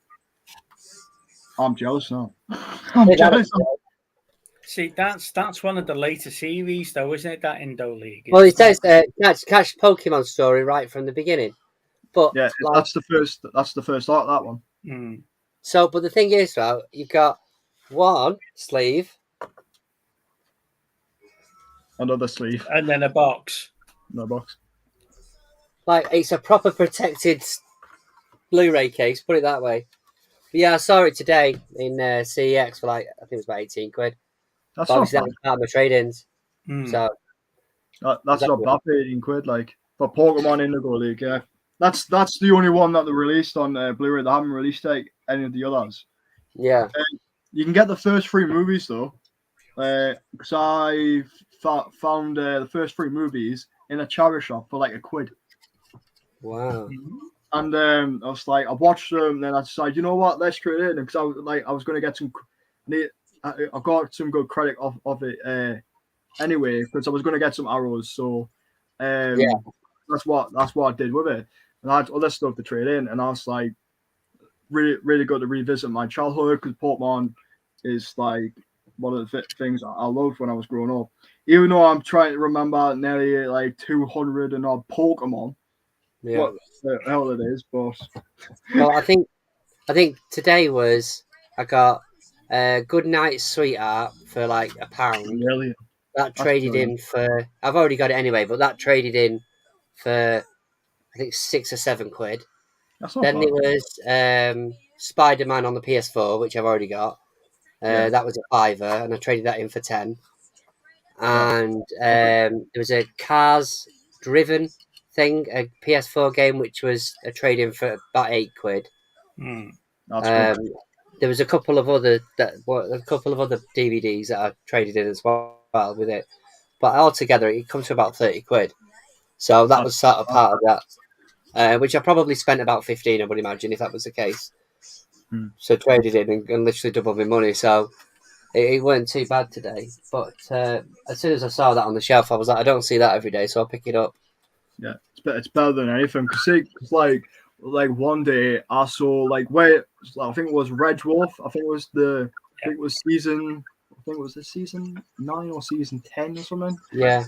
And because I saw that, I was like, okay, that I got that within a deal for £8 Yeah. I was like, man, I'm gonna snatch that before that goes. Totally see, I can get like £8 for it. But see, he's the same as me then, mate. I mean, at the end of the day, I would much rather give them less money than I have to. Yeah. You know what I mean? They make the money out of it. So, okay, we blocked this one now, yeah. But yeah, it went a bad day today on that. I mean, like I said, I had the trade in for the Defenders of the Earth as well, so that one cost me little to nothing. That's better than anything, I mean. It's like, see, the best thing, like finding stuff in charity shops or like on market or stuff like that. You just don't know what you can find. That's why I'm normally on my CX app and scanning like all the barcodes on the back. Just to see if you get a bit profit for it.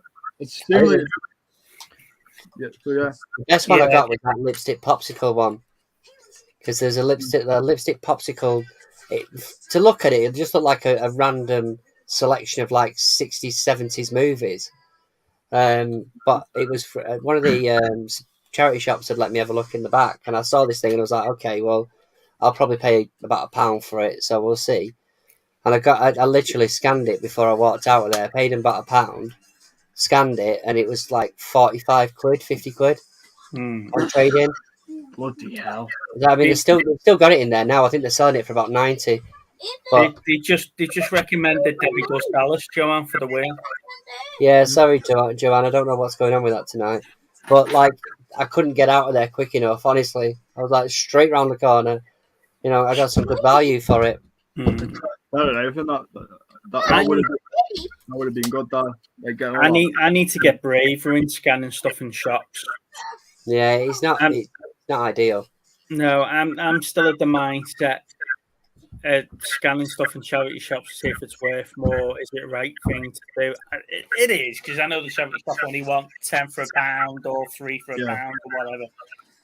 But I mean, the thing is it's not necessarily just like CEX stuff though, because there'll be ones on CEX that are out of stock, and if they're out of stock on CEX, you can guarantee you look at eBay and they're selling for 30, 40 quid. Yeah. You know, because you just can't buy them in a place like CEX. They're out of print. No, that's it. By the time I've scanned it through Ziffit and Music Magpie and things like that, I've probably spent 5-10 minutes on one case. On one case, yeah. Yeah. But I mean, if it looks unusual, and especially if it's sealed, because a lot of them still, it's ones where people have been bought it and nobody's ever watched it. You know, for the sake of seeing 4 for £1, it's probably worth just taking a chance on it. You know, and that's the way I look at it. Because even if you were selling it new on eBay, you probably get about 10 quid for it anyway, at least, depending on what it's like. And there's one film that's really hard to find that I've been on the hunt for like ages. You know that everyone's been telling me to watch like Basic Instinct for some reason for a long time. Yeah. And I've been trying to find that anyway. Like I checked CX, wasn't in there. I found number 2, but I decided, you know what, just leave that because I haven't seen the first one. Then all of a sudden, I went to this one charity shop when I was like, this was like during my my dinner break, and I saw it was £4 for £1, and I saw a couple of the films I won. And I saw that right there, and I literally snatched it off the shelf straight away. That's going on with me. I didn't know there was a Basic Instinct 2. Yeah, well, yeah, there is. You on mute, dickhead. So yeah, it's like, I mean, Backdraft 2 and, you know, Mean Girls 2. You just don't know, do you? No, well, Mean Girls. I know that there's a Mean Girls 2 now because there you go. I'm here to educate people. But it's like when you've got, I don't know, a particular film and it's got a really good ending. The butterfly effect. There you go. Prime example. Butterfly effect 2 and 3. 2's okay. 3 should never have been made. I still haven't watched number 2 and 3 yet. I'm not. See, after I watched the Butterfly Effect, and I'm like, in my opinion, it should just stay as one film. That's basically what it is. It's brilliant. It's like it's a standalone film that didn't need a sequel. It's the same with White Noise as well. Yeah. See, because White Noise is a good movie. Michael Keaton was only supposed to have one film, and somehow it ended up getting a second one. I think it was because the first one did well. Even though I heard that's meant to be very mixed, the first one. White Noise. Yeah. I have got it. I haven't watched it yet. Was it Frequency we were talking about the other day? I think there's sequels to that as well. Yeah. That's because Jim Cavez came up in chat, didn't he? Yeah, that's it. It's the same with Final Destination as well. Yeah. See, I think I like the series of Final Destinations because it's so out there. But like they could always guarantee like the kill scenes, like for how it's set up, like the whether it's the roller coaster or the pile up and stuff like that. They're always really cool scenes. You know, but I mean, it's a turn your brain off situation. Those movies. And plus, it's like with the Final Destination movie, because as you said, you do see like what happens after after the few that survived and didn't go on. It's a whole different thrill ride. Yeah, but you see, the fun part of it is like they'll have a situation and you're going, "This is it. This is how it's going to happen. This is how it's going to happen." And sometimes they just chuck a curveball in there. So like, no, it's definitely not. It's like the first one where he's up in the log cabin and they're nailing the stuff on the windows, and you see the nail gun bouncing around and stuff. Yeah. Thinking, he's going to get it. He's going to get it. Yeah. Oh, no, he hasn't. He's not got it. This is the moment. This is what's going to happen. Yeah, exactly. And then he survives it, and then they're in France at the cafe. Spoiler alert, if you haven't seen Final Destination 1. Looks like the real I've seen it, so yeah. Where they're in France at the end of it, 12 months on, and he walks out and gets hit by a bus. Yeah. You know. Well, that's what I'm saying. They're just fun, sort of pop. Is it the right term to say popcorn movies? You know, I would say, Final Destination will always be the best one. But then you come with then you have Final Destination 3, which is also a great one as well. Yeah. The thing with Final Destinations is that the story goes shit, but the deaths get better. Yeah. They outdo themselves with the way that people die. Instead of giving you a story, you know. It's just more of a how are they going to die situation, isn't it? Yeah. You already know what's going to happen. It's more working out what bad luck they're going to get. It's like in the first one, isn't it, where they're having a look at the plane and you see disabled people and people that are on oxygen and stuff like that all over the plane, and you go, it's going to be a twisted God to bring this one down. But then the third film, it's just cliches like that all the way through. Yeah. Little one-liners. Oh, and now you're dead. It knows what it is, and it doesn't hide what it is. But it's like, I'll give you an example. It's like Casualty growing up. So the TV program Casualty, you know, and I think Peter Kay says it, where he's like, it's Lee Evans. He's like, he's in it. Like just sort of driving along in his van going, yeah, I'll be home soon, love. No problems here. Yeah. It's been an amazing day. I'm so lucky. And it's like, yeah, he's in it. And you know full well. And I think the thing is with the Final Destinations is you're looking at them and going, okay, so we know who the characters are before the thing happens as to who it's going to be. Mm-hmm. And then it's just a case of, right, how far down is it before that one dies or before that one dies? And I think some of them, like, if I remember rightly, some of them, it sort of comes out that actually they've got the order wrong. I think the plane one was that was one of them where they were like, actually, you were sat there and you would have died. It's because they swapped seats, wasn't it? Yeah, The seating plan was wrong. So they're expecting somebody else to die, and I think that throwing that in is quite cool. Yeah. And there's one thing I have heard, right, that we are actually getting a Final Destination 6. Wow. After I'll all be up these for that. years. Yeah, Haven't we I'll be up already for had that. 6? No, there was only 5. They made 5. like 5 movies, and Yeah. I think, but I don't know if it's Spyglass or something who's meant to be doing the next one. I don't know, but it's like it's meant to be the same company. Yeah. There's only 5. Yeah, because like see, though, there's Final Destination movies I have not seen. I haven't seen the second one. I haven't seen the fourth one, and I haven't seen the fifth one. I've only seen the first one and the third one. But the thing is, right, it doesn't matter what order you watch them; they're just random movies anyway. Yeah, exactly. I mean, apart from I think the survivor from the first one sort of is in 3. He plays I think she plays a part, doesn't she? In like number 2 or 3. Was that the 3D one? That's it. Joanne said the second film, the Death Order, was backwards. That's where I'm going with it, because they're expecting it to happen in a certain order, and they completely flip it on its head. Mm-hmm. It is final. But yeah, like you say though, in the first one they did swap seats, didn't they? Because one of them wanted to sit next to one of the girls or something. Yeah. But again, like I say, I think they're good movies. I wouldn't really critique them, and come out and go, oh well, that was definitely not as good as the last one. It's just they are what they are, and they know what they are. And I think the longevity with some of these series of movies, like Saw and everything, like that, is that they know what they are. So people will go and see them because they know what they're expecting.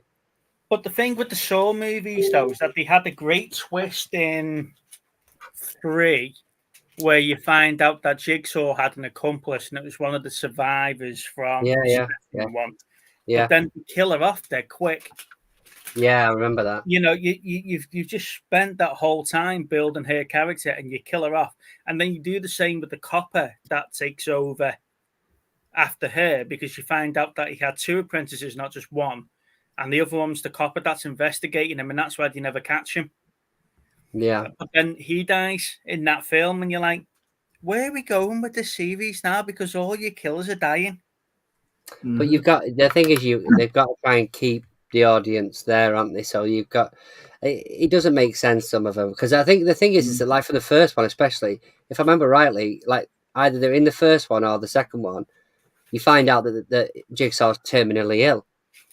It's the first one, because he's in the hospital. That's why he does the doctor. Do you know what I mean? So it's like, that his time's coming to an end. So to stretch it out to what, like 7 or 8 movies now, whatever it bloody is. See, in my opinion, like with Saw, I just like after number 3, I just normally just ignore them. Yeah. I always thought it was just a trilogy, and then you saw like when Spiral came out. Yeah. That was totally different, which it was. Tried to do something different, but it still felt it was the umbrella of Saw. Yeah, it's like, and I found out like, see, that's left on a cliffhanger now, because one of the police, and that still involves with the police, and all that kind of. That the ending was left on the cliffhanger. Yeah. And Chris Rock, well, he didn't. Like, if anyone hasn't seen Spiral, sorry, but I'm gonna spoil it here. It's just to say that, when Chris Rock was down on the floor, he was chained up, and you see the other copper who's the one who was responsible, like what's been going on. Yeah. And when he left down in an elevator, was it an elevator? I think it was. He was got left in an elevator. He pissed off in an elevator, and then all the police came in and just started talking. Was it talking Chris Rock the other person, thinking he was the killer? Which series? I'm going to ask a controversial question now, because I'm quite big against reboots. Which series would you like to see rebooted? This is an odd one. This one. Because obviously, we're getting a new Battlestar Galactica and stuff like that. What about Jurassic Park, Steve? Yeah, do you know what I'd like to see? I'd like to see it outside of the park. I like to see it sort of affect the world in general, and maybe bring in a couple of new characters from time to time. And Yeah. Then bring the old ones back as well, just bring to the make old sure ones back. everyone Do like what they do with Cobra Kai. With everything. Cobra Kai is brilliant. It's just one big nostalgia trip. Cobra it's Kai. cool. But Cobra Kai is awesome. I think the best thing about Cobra Kai is you got your new characters, and then you got your legacy, your legacy characters as well. But your new characters aren't strong enough to carry the show. That's why they keep bringing back the legacy. Yeah, I get where you're going from that point, and it works well. That's the best thing. It's like I know the characters from the movies. Look, I haven't seen the second one or the third one, right? But I know the characters. That's the thing. Because I read up about it, I do my research, and that's how, and I get to know them in Cobra Kai, because like not everyone's not going to see the sequel. You would see the Karate Kid. What? You knew Kreese was going to call Silver. Yeah. You knew that was going to happen, right? So all this, who's he on the phone to? You know who he's on the phone to. If you've watched any 80s program at all, you know who Terry Silver is. And this one, there's like, who's Silver calling? Well, he's calling Barnes. Give me a new character. Give me somebody. It's like Daniel's now teaming up with the Japanese lad that tried to kick his ass in number 3. Chosen. Yeah, he's coming into it now as a full-time character. Give me someone different. Give me Miyagi's long-lost son with the wife he was shagging in America that no one checking up with. Yeah. Throw it out there a little bit. Come on, let's let Miyagi's son, and then we've actually got a Miyagi son that's worthwhile having. I've just had like a really fucking cool idea. So I was just sat here looking at the complete series of Thunderbirds. I was just thinking, can you imagine that as like a Michael Bay or like a Tiger Waititi sort of serious / MCU sort of style like movie? That'd be amazing. Not like the movie that had what's his face? No, not them. No, that was terrible. But I'm just thinking, like you'd have like the special effects of a Michael Bay movie, but like the humor of like Thor, Love and Thunder, Thor, Ragnarok. There we go. Anthony saying Blake 7. Yeah, that'd be good. I haven't seen Blake 7, so. How about like a real life, like going down that road, a real life Captain Scarlet or Sting? Yeah, that's what I'm saying. Something like that, but like proper Hollywood CGI to the max. A special effects sort of that would be amazing. Like in the style of like either a dark movie like a DCU or a But you can just imagine Captain Scarlet, can't you? We are the voice of the Mysterons, and goes, just turn your LEDs off for us, mate. I can't see who you are. But wow, yeah, because that Thunderbirds movie was like a teens movie, wasn't it? That one that they did, but that all they did is just sort of ramp up the theme tune a bit. But yeah, just thinking like some. Can you imagine Thunderbirds in the style of a horror movie?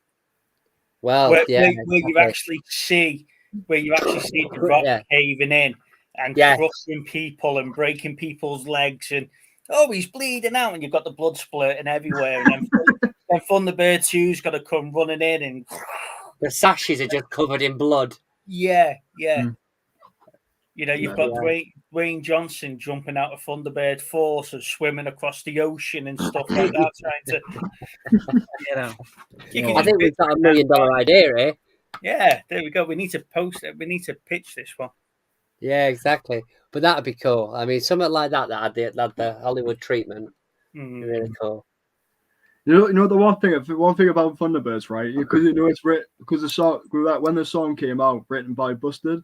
You know what the worst thing is? I had to hear that song, right? Because I went to a Busted concert, right? And that was like one of the first songs they sang, and I was literally like, my ears were fried after hearing that all those years. I was like, no, you're already. Do you know what the sad thing about that is, Ryan? Is that not the fact that you're complaining that you went to a Busted concert, the fact you were complaining that you had to listen to the Thunderbird soundtrack. We'll just script that back, shall we? Someone that's focusing on horror. Oh, tough nut, yeah, definitely. Doesn't scare easy. Why the fuck are you going to a Busted in front of him? He's float. What? The horrors. Why the hell did I go see? It wasn't my choice to go see a Buster. See, there you go. You need to forget the forbidden horror, mates. Forbidden Busted. That's the name of your new channel. That's that. It's like Batman, isn't it? That's what scares him the most is the bats. Yeah. Face your fears. We'll get him a McBusted poster for the back of his wall there. Better not. Yeah. it'll just be me like. All I love, Ryan. It's like that. You know when Bart Simpson like gets that clown bed. You know that scene? It's like can't sleep. Clowns will eat me, but instead of that, can't sleep. Busted will kill me. It's just giving us that vibes now from The Simpsons. Mental. Yeah, it's cool, but like it's. I mean, they weren't a terrible band, to be fair. I don't know if I preferred them McBusted or Busted, to be honest. They weren't terrible, but I don't see you at a Busted concert. That's the thing. No, I was begging your mum and dad to go Busted.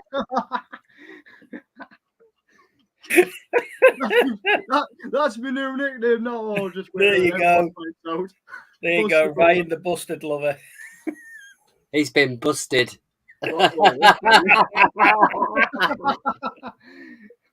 Yeah. Nice one, Steve. That's one. Like I got basically right. Luckily, it was free. It was free to go see them, right? And I'm not surprised he couldn't sell a ticket. Right, I got that right because I went with my mate. Right, he said he wanted a guy because he was a big fan of Busted. Right, one of my literally right. Okay, I'll go with you if you stop going on about it. Right, just stop going on. I'll go. Yeah, like once I went in that concert, I was literally like, I want to leave. So, what age would you say you was at this point? I must have been like either 7. This was only last year, Steve. Yeah, it was the reunion tour. I think I was about like 18 or 19 at the time. I think I was. But like when I saw them, I was like, oh no, I wasn't. I was 17 actually when I went to see it. Like I was there with my mate. Thought we went in for free. Like, he made us pay £5 to get in early, right? Oh yeah, okay. I spent this £5. I got it from like the town hall. Got the tickets, and I showed them at the gate. I went in. Okay, so luckily this singer's coming on first. Yeah, and they had like I think somehow Roachford was there or something. I didn't know why he was there. Roachford, Buck Fizz, they were there, and I didn't know how they were there. Like, and then Busted came on. I was like, what the hell? Nice, mate. So you've actually paid to get into a free concert, but like they get in early before like 11 o'clock. I was like, what the? It's like literally they taught me something. Right, okay, I am never seeing these guys again. My ears were bleeding. The literally the frightness on my face were like. So it's a question for you then. Now we've moved on to music. We've had a stint of films: Bohemian Rhapsody, Rocket Man, Elvis. We've got The Pistols, which is obviously the Sex Pistols, which is the new Disney Plus You got series, Yesterday as well, which is Beatles. which is the Beatles. Yeah. Well, it's not. It sort of is, though, isn't it? It's an advert for Beatles. It sort of isn't. It's not about the Beatles. It's about someone ripping off their music. Yeah. Which band would you like to see a Bohemian Rhapsody stroke? Chris said that Elvis was along the Bohemian Rhapsody route and not the Rocket Man route, which is good for me because I hate musicals. Which band would you like to see get that sort of treatment? For me, it's got to be AC/DC because like I want to learn like about like what happened to I think it was like what as one of the lead singer. I'm doing before Brian Johnson came in. Yeah, like I want to learn like how they first started out and how like the first lead singer. I forgot who it was who was the lead singer, but I need to find out. But I want to learn like how he learn his story about how he died before Brian Johnson came in and basically re-involved the band in a way. Yeah. Because like I think they were going to disband at the time, but they said like why they could continue like in its name. Oh, John Bon Scott. Right. Yeah. And that's who I was thinking. I'm like, I think his story needs to be told. And See, I think in some sort of either like a B movie where it's gone to like American TV show sort of style, or a few of the newer movies. I think a lot of the older bands have been done. I wouldn't mind seeing something of the newer bands, and I say newer bands like 90s, 2000s. Like if I to pull one out of my ass, I would say something like Linkin Park or something, and obviously what happened to that. Someone like Linkin Park or Papa Roach, or even if you did the Oasis with the 90s sort of pulp and Blur type of battle that they were having. Because they were the three bands that, Pulp was like the sort of like the C-lister out the outlaw. They were there or round about. It was always one of those three that were in the top. In the top one or two every week. So I think if you did it focused, even if you did it as a series, and then 1 week it was Oasis, 1 week it was Blair, 1 week it was Pulp, and then you saw the battle and how all that was going on at the time. Yeah. I think that would be quite good. But someone like Linkin Park or the Cranberries, Papa Roach or Rage Against the Machine or something like that. So that Rage Against the Machine when they went head to head against X Factor. And they never had a say in that. That's just somebody posting something on social media, and then they end up being Christmas number one. I think it would be a good one, Dave Grohl, because obviously he started off in Nirvana, and then obviously went to Foo Fighters. So it would be interesting to have sort of a one of those sort of films where it's like his sort of life story within the music industry, and how that sort of come about. Because you'd end up with a crossover of the two bands with that. See, I think Anthony's on the same wave level of you. He's put S Club 7. Oh, absolutely. The Smiths. That's a good shout. Right. I've got so many of their albums. It's unbelievable. Yeah, I agree on that one. Alice Cooper. Yeah. Aerosmith will be a great one. Because don't forget, in the early 90s, they sort of really jumped on the Aerosmith bandwagon. Because they had everything, didn't they? They even had an arcade machine. Aerosmith had their own game, and it was like the shooters, like the Time Crisis ones, but instead of shooting bullets, you're shooting LPs. And what though? For the majority of what we've mentioned, it will end up being an Amazon or Netflix docu-series or something like that. We won't end up getting the big treatment, I don't think, which is a shame. There's been so much done on. There's been so much done on Michael Jackson already. Yes, no. I mean, again, most of them are documentaries, though, mate, and they're all to do with either being pro Michael Jackson or against him, really. You know, it's not a movie as a person that's portraying Michael Jackson.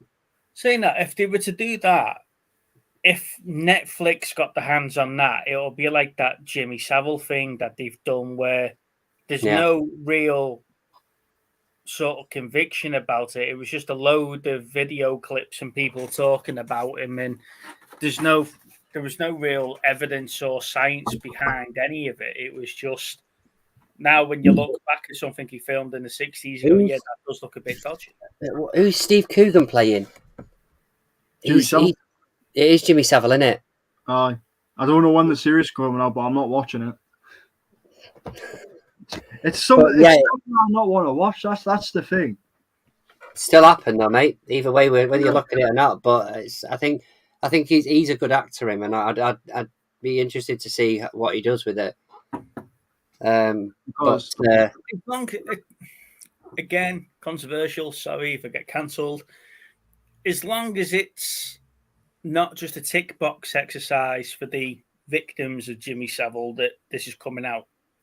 Yeah, you know, because you've had that Michael Jackson documentary a couple of years ago, didn't you? That was the so-called victims of Michael, and it was just their version and their story of things that have happened. But you know, if it's going to be based on evidence and stuff like that, and if they're going down that route with it at all, they might not even go down that route and mention it. No, but I mean, they can have a tendency to do things to death, though, can't they? I mean, I've obviously watched the documentary. Slightly off topic, but the documentary of The Staircase. You know, so I watched that Staircase documentary, which is Netflix, isn't it? And then I find out that there's actually a TV series of it. So now I'm going to watch the TV series, but it's all one event, essentially. You know, and it's like, if it's already been covered, then why are they doing that, you know?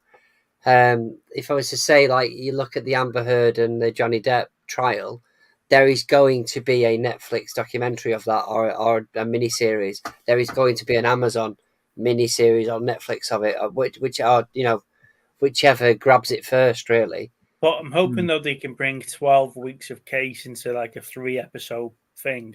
Now 6 to 12, maybe even 2 series.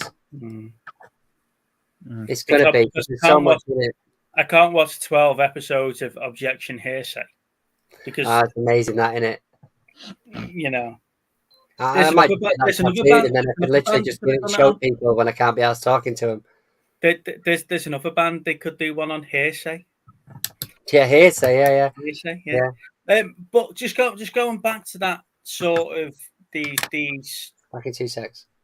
These documentaries and stuff like that, and you know, and you look back at the culture in the 60s and 70s, and I'm not saying it's right or wrong what happened there. That was the life sort of thing. Evening, Dan, mate. Do you want to?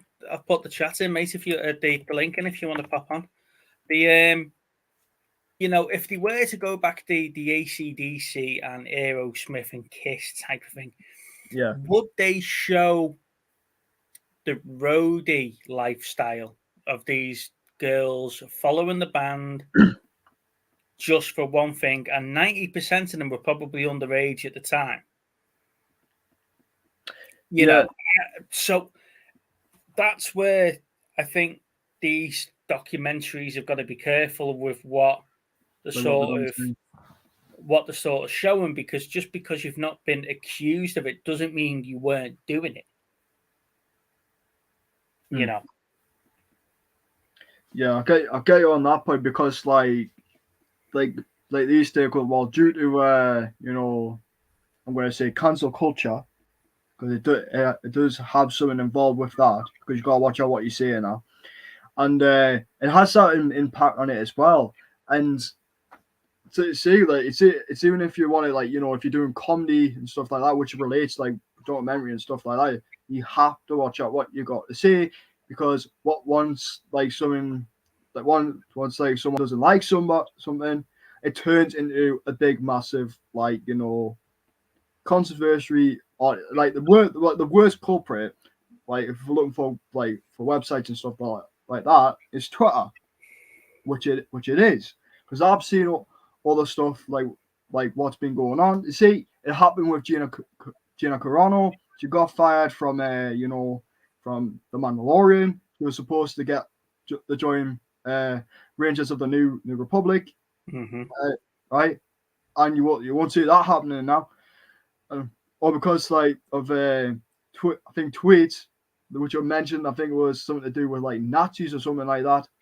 And once that goes on in the go right, once Disney gets a whiff of it, you're gone.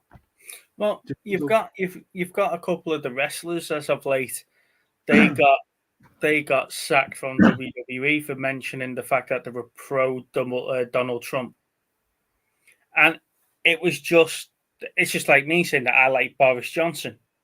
That's that type of stuff. I think Boris is hilarious. I think he's done a great job. I don't think he's to blame for anything that has gone on as of late. It's just one of those things. But I don't lose my job over that. Where these people that are in positions of sort of role model, what they did to her was completely wrong. I think that's like going back and have a look at your Facebook posts for 10 years ago and saying you've said this now, you're racist or sexist or whateverist. Yeah,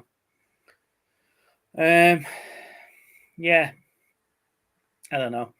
Anyway, before we get ourselves into trouble and rant and rave about something that we shouldn't do, I think we'll call it a day there. Ryan, apart from your review on your latest busted purchase, what else have you got? Steve, you're on mute, by the way, mate, just in case. There we go. What else have you got coming out as of coming out? Well, as I said, I've got my review of Basic Instinct coming out on Wednesday. Well, I say it's Wednesday. It probably be spoilers. That's all I'm saying. He says Wednesday. He hasn't said which Wednesday, what month, what year. Right. The thing is, right, for the review, it's a spoiler review.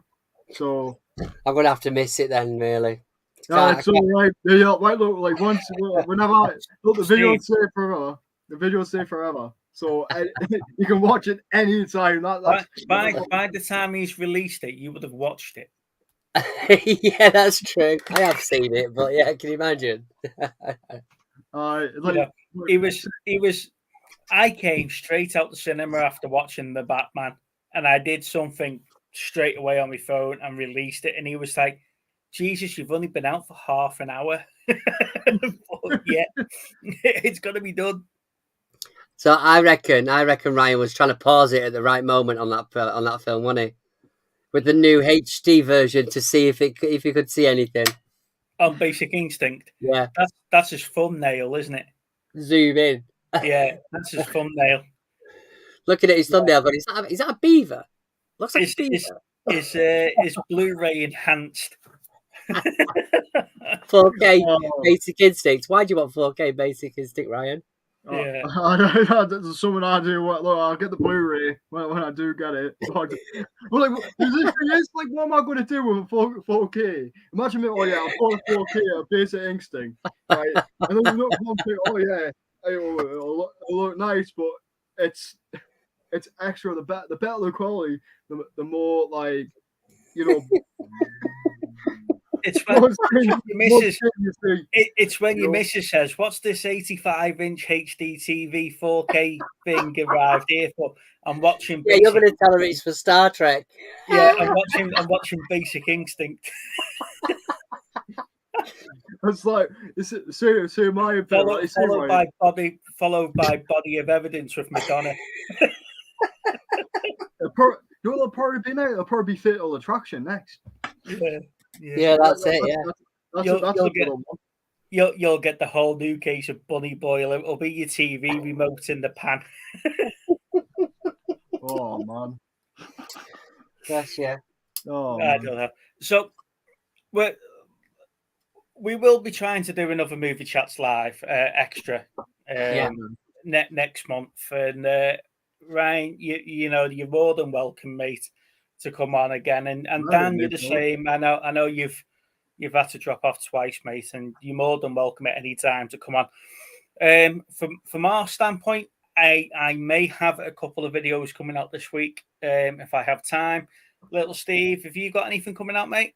I'm hoping to get something done tomorrow now. Now I've got nothing on, so hopefully I can get something sorted and out next 2 days. Mm-hmm. Like I say, I think we've been a bit spoiled. We've had 2 live shows this week, so it's just been, pre-recording and editing. It's just been at the back of my mind, knowing that we're coming live again. Going forward, like I say, we'll do another movie chats. It'll be nice to have the channels on. We're being introduced to more and more channels and stuff like that, and we're talking to more people. Really cool. So, like I say, Melton Movies has been in touch. He's asked. He said he wouldn't mind coming on. AJ, he's now in our group and stuff like that. So, hopefully, we can get some good chat going regarding movies. Thank you for watching, guys. I know it's been a bit of a long slog. Ryan, thank you very much. Thank you so much, Ryan. I really appreciate it, buddy. We are the official channel to the Movie Chats and Film Geeks Facebook page. So please join that channel, that page, if you haven't already. There's been some good reviews. That's where we're meeting a lot of the content makers is via the Facebook pages. And we are on Instagram at moviechats_2021.